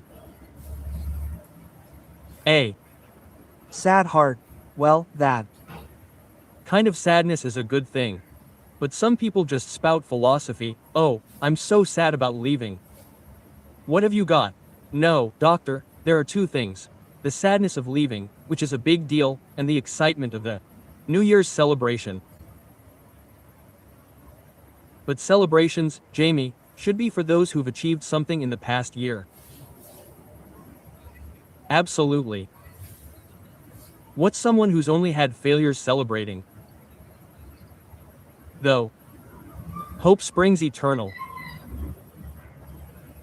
Wishes are crazy, but they exist. Don't let your wishes run wild. Exactly. So, when the year's ending, like today, December, a number changes, and it's the next year. 25 becomes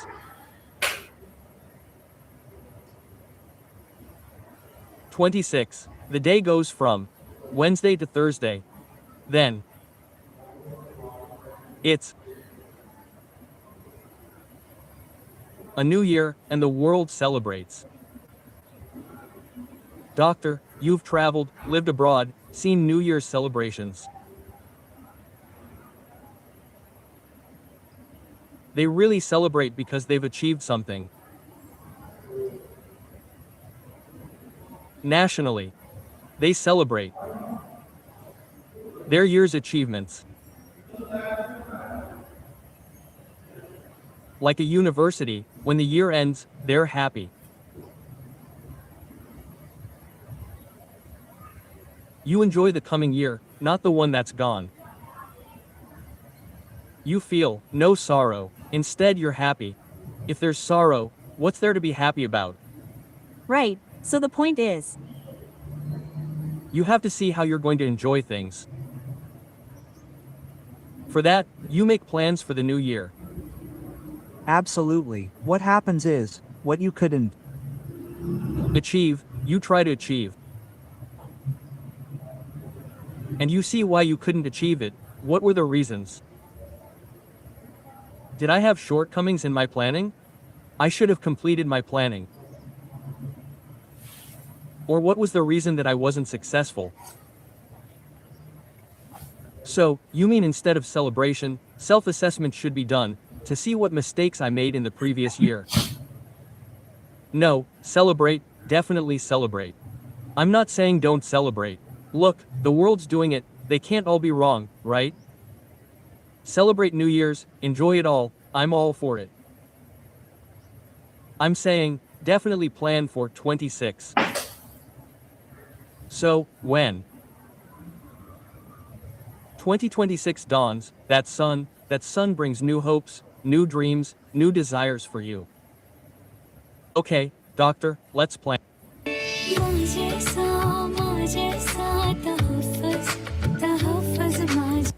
And viewers, you've seen, heard it on different channels, the year hasn't even started, and predictions begin. How will 2026 be? And these predictions are of wars, and this and that, scary predictions. No, look, we should also make a prediction. My prediction, Jami, is 2026 will be the year of I. The year of I. This sounds right, doctor, this artificial intelligence. Look how fast artificial intelligence is penetrating our lives. Your 2026 will change the world map, change it. And doctor, being a professor of mathematics, he started working on AI back in 2012. In 2012, you couldn't imagine it then.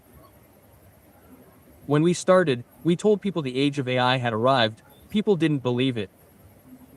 But it's here. In just 13, 14 years, the landscape has changed. And now you're saying the whole year will be AI's year? The year of I. And those who develop their skills according to AI, viewers, they will succeed. For success, you need to set the right standards for yourself. So, doctor, how will AI change our lives? It'll change everything. It'll change a lot. Your relationships will change.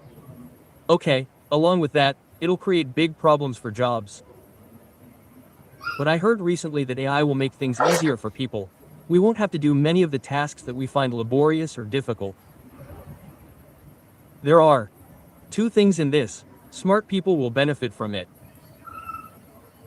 Obviously, you'll save on labor. But you still have to do the creative work yourself. absolutely, it saves. You that labor. For example, someone has to draft a letter. They're thinking about it, writing it. But when they draft it with AI's help, who's going to check and say, why did you have AI draft the letter? See, it's still writing it. For example, usually, an officer dictates to their PA, hey, this. Now, what does the PA do? They write it in shorthand and then prepare the letter and bring it back, and the officer reads it, corrects it, and signs it. Now, AI will do the same thing, right? So, doctor, doesn't this also show viewers that AI will reduce errors, the chances of errors will decrease? Absolutely. Many mistakes that are our own shortcomings, AI will guide us so much that the scope for errors will be greatly reduced. And that's what we're seeing in reality. And AI will now reach a level where it'll be in reports. Lots of work, housework, agriculture, they'll be doing more reports. So, 2026 could be called the year of AI. The year of AI means we need to plan for it, even at the university level. If we don't bring in different AI-related projects, we won't progress. Absolutely. Well, that Requires funding. And here, you need training and funding to survive. Absolutely, absolutely. Now, in robotics, since you mentioned robotics, I have a student who went to Taiwan for her PhD. She's a mathematics student, viewers, and she enrolled in robotics there. She had a PhD scholarship, and believe me, she faced difficulties in the first semester.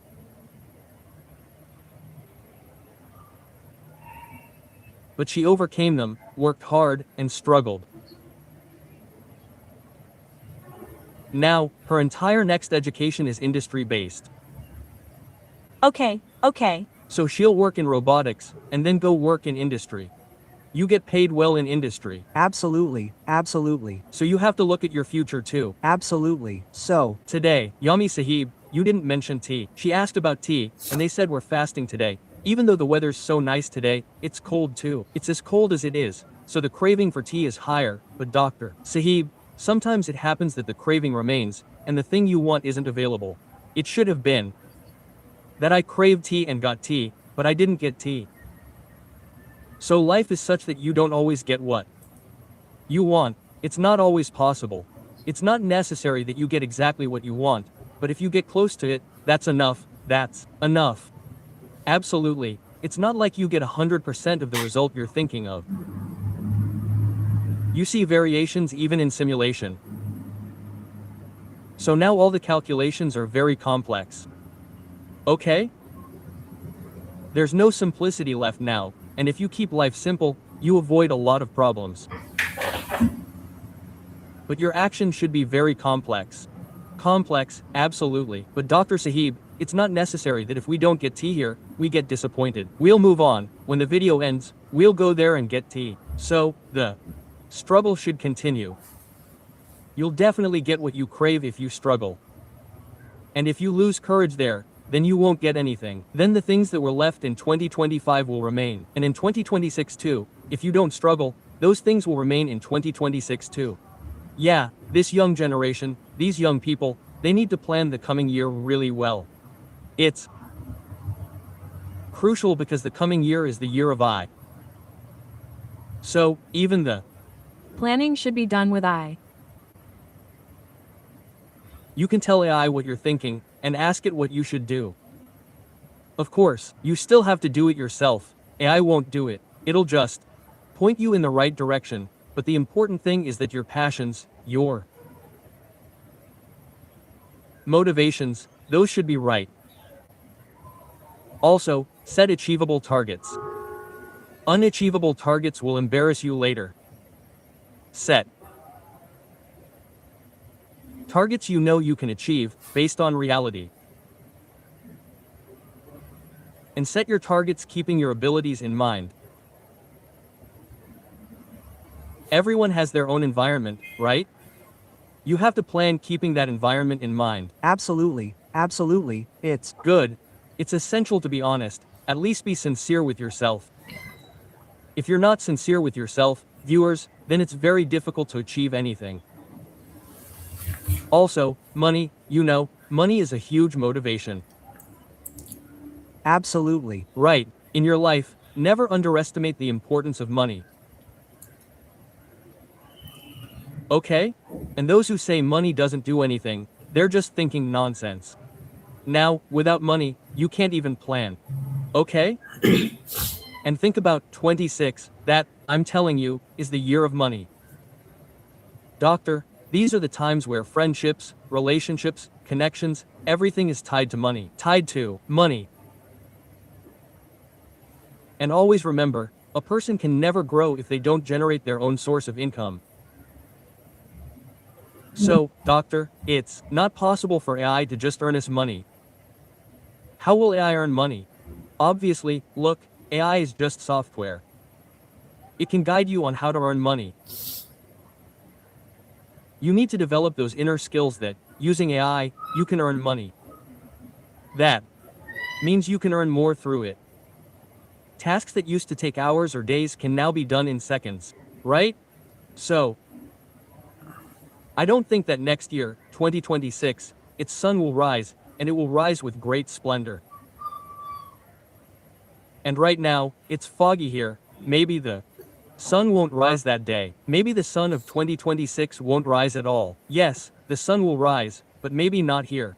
That's possible, but before that, it will rise beyond Jalem. In many places, the sun of 2026 will remain hidden, but that doesn't mean the year won't come. The year will come, the number will definitely change. Desires will also change. Desires will flourish too. Okay? Yes, failures will turn into successes too. One shouldn't be discouraged. Discouragement isn't a good thing anyway. Yes, and keep your spirits high. See, when you want to conquer K2, have the courage of the Himalayas. Yes, have the courage of the Himalayas. Absolutely. Listen, viewers, Dr. Sahib, and one thing to remember, Jami Sahib, the peaks are covered in snow. And you know, when a storm comes, even big trees shake from their place. Absolutely. So, when troubles and difficulties come, don't panic. Absolutely. Face them, and remember that trials only come to those who are working. They come to those who are traveling. And remember that God only puts as much burden on a person as they can bear. Absolutely true. It's a fact. It's not light. God will put more burden on you than your strength. That's absolutely not the case. Absolutely not. That's why, yes. This is true, and may the sun of 2026 bring safety and greatness to all. May everyone achieve success in 2026 as well, and for those friends who are no longer with us in 2025, may God forgive them and ease their path ahead. Amen. And who knows how many more friends won't be here in 26. This is just how the universe works. People do their part in the world and then move on. Absolutely. Many won't be here, and many new people will come into the world. Yes, many new ones will come. Things will change with the changing numbers, or rather, they'll continue as they are. But those who work hard will achieve success in 2500, 2600, 2700. Those who don't work hard will remain the same, even if the year changes. They say stars are a source of hope, and that's where the desire for greatness comes from. Now, let's hope there's no fog and we see the sun of 2026. Thank you very much, Dr. Sahib. Thank you very much, viewers. Thank you for watching. Thank you, all. God bless. So, recently there was an incident, that student one. Yeah, really strange. That Aleph Mad one is common, not the one I'm talking about, and you've assumed that's it. This one is unique, in the universe. For the rest of the youth, the message is that life, T's arrived, great. Doctor, well, in life, peace is really important, very important. How do you find peace? In the name of God, the most gracious, the most merciful. Viewers, I hope you are all well. Today, I'm sitting under a mango tree with a special person. You listen to our podcast. With me is Professor Dr. Iftikhar Ahmad Shahia. Doctor, special people sit under mangoes. This tree gives us sweet fruit, but still, poor thing, it's just a mango. See, when this tree comes into people's lives, it becomes special. Yeah, well. See, some friends came from Chalkwell, and when they saw this tree, they were so surprised. Its leaning branches fascinated them. Some even climbed it. It's a big tree. Very large. Some lean against its trunk. Like meditating. Yeah, taking pictures. They really enjoyed it. It's truly enjoyable. Even today, the weather is nice, sunny, but we're sitting under it, not feeling cold at all. This mango tree is the AAM with olive, not the common mango I'm talking about, which you thought. This is special, unique in the universe. It gives us mangoes, special for us and the environment. See, Jami Sahib, life, someone must have planned it, right? Absolutely, planned it. Behind this planning, someone had the thought, so they planted this mango tree here. Today, it's grown, and centuries have passed. Exactly. Now, you can imagine, in today's era, the era we live in, we've lived our lives, but for young people like you and other young people, the message is that life isn't just about hard work anymore. You need to be smart too. Okay, so hard work alone isn't enough anymore. Smartness means adapting your skills to meet society's demands. To go from ordinary to extraordinary, embrace new tools and needs. Otherwise, you'll be left behind, even with hard work. It's all quite fascinating. Absolutely, the natural environment has its own charm. But these things also teach us something. Someone planted this tree, and someone else ate its fruit. If you look closely, the lower the branches hang, the more beautiful it is. Humility. It's rare to see a tree like this. Such a big mango tree, especially here at the shrine, which adds to its sanctity. Absolutely. And next to it, there's the student canteen, the food cafe, which is also enjoyable. Right next to the grounds where young people and children are playing. Exercise is essential for health. Absolutely, this frustration is a strange thing that you see in young people these days. Absolutely, like that recent student incident. Yes, a very strange incident. For things like that to happen at the university level is a signal. Absolutely, that our youth are under a lot of stress. Absolutely, doctor, depression exists, but controlling yourself when depressed. This only happens when you lose all control. There's also the question, Yanni, of how much control you have over yourself. Is it 50%? Question mark, 60%? Or 70%? Or is it 30% for you? If you have control between 30 or 50%, that's more dangerous. Less control means knowing when to keep your feelings in check. It's about timing. If you don't control things, your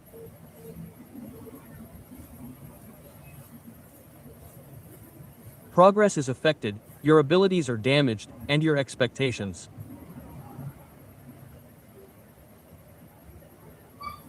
aren't met. Exactly. Then what happens? Stress.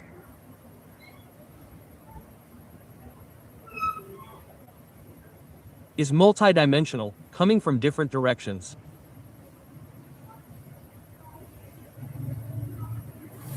Parents have separate stress, their expectations are high.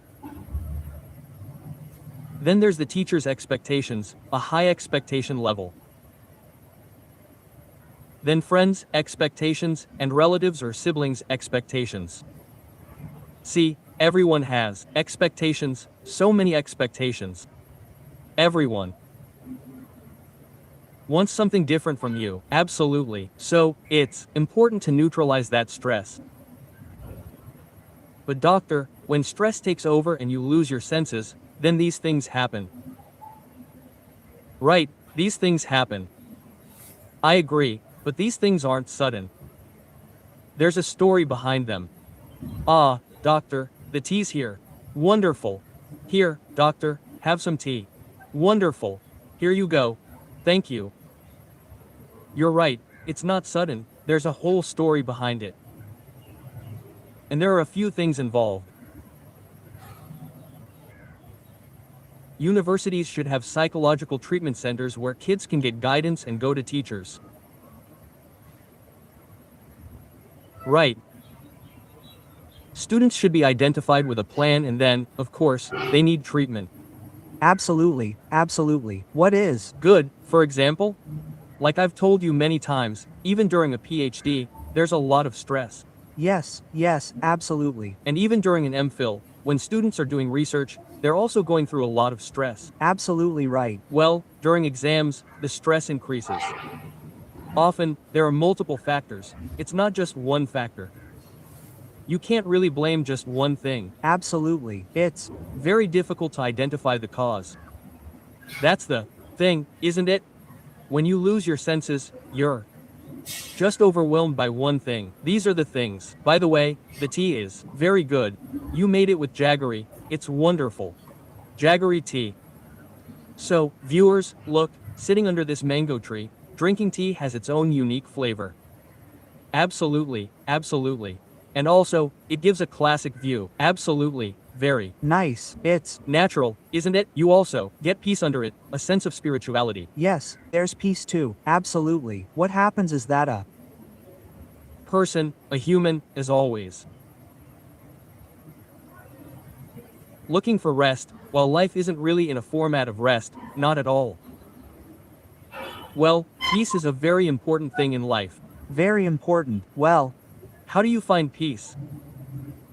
Everyone's different. Some say sleeping, some eating. It's different for everyone. For me, peace is,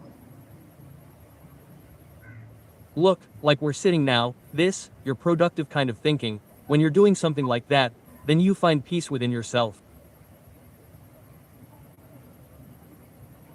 But doctor, some people find peace in work, some in not working, so everyone has a different criteria for peace. That's true, but look, life is all about work. This world is made for work. Like you're saying, it's a format of work, of hard work. This format, the struggle, the world isn't built for comfort. See, Doc, there are two things. Man was made for paradise, right? He was sent down from there, where there's bliss, luxury, peace. He came to Earth, but the world isn't about comfort, it's constant work. Another thing is, young people, they need to plan. Especially if you're starting a job, or in the early days, you need to plan your way forward. Without planning, it's hard to survive. First, Doc, it's important that no matter how tough it gets, don't panic.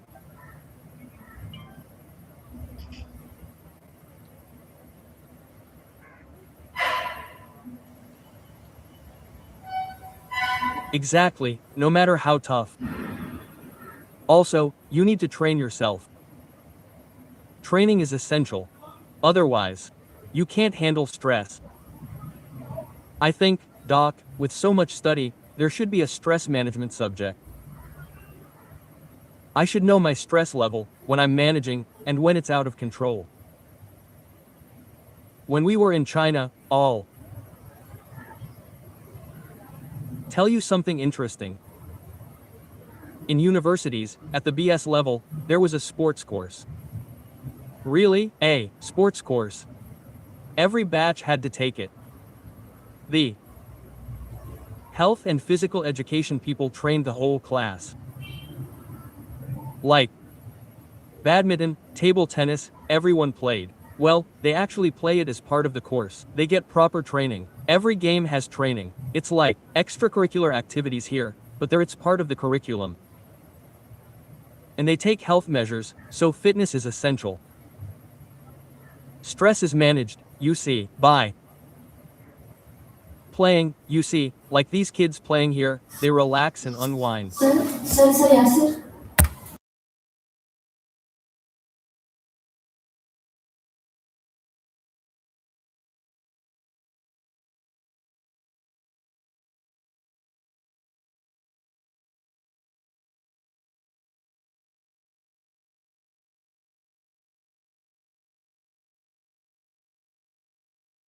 what people do, and it's important to avoid that.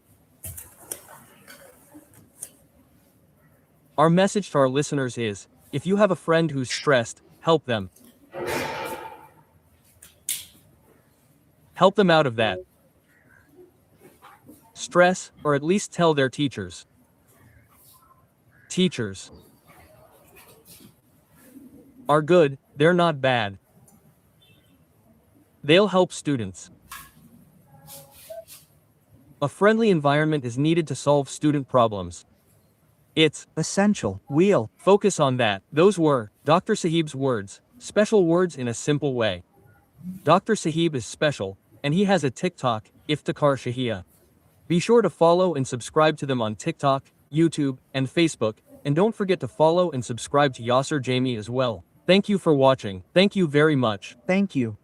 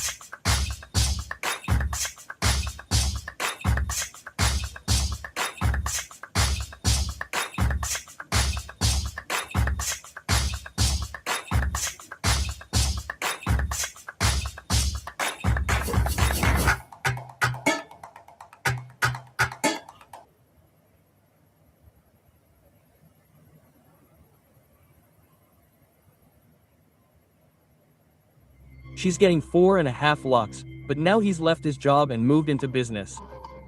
After matriculation, young people are worried. If they want to get a job, they need degrees, and if they want to do business, they need money. So, Dr. Sahib, can't a business be started with zero investment?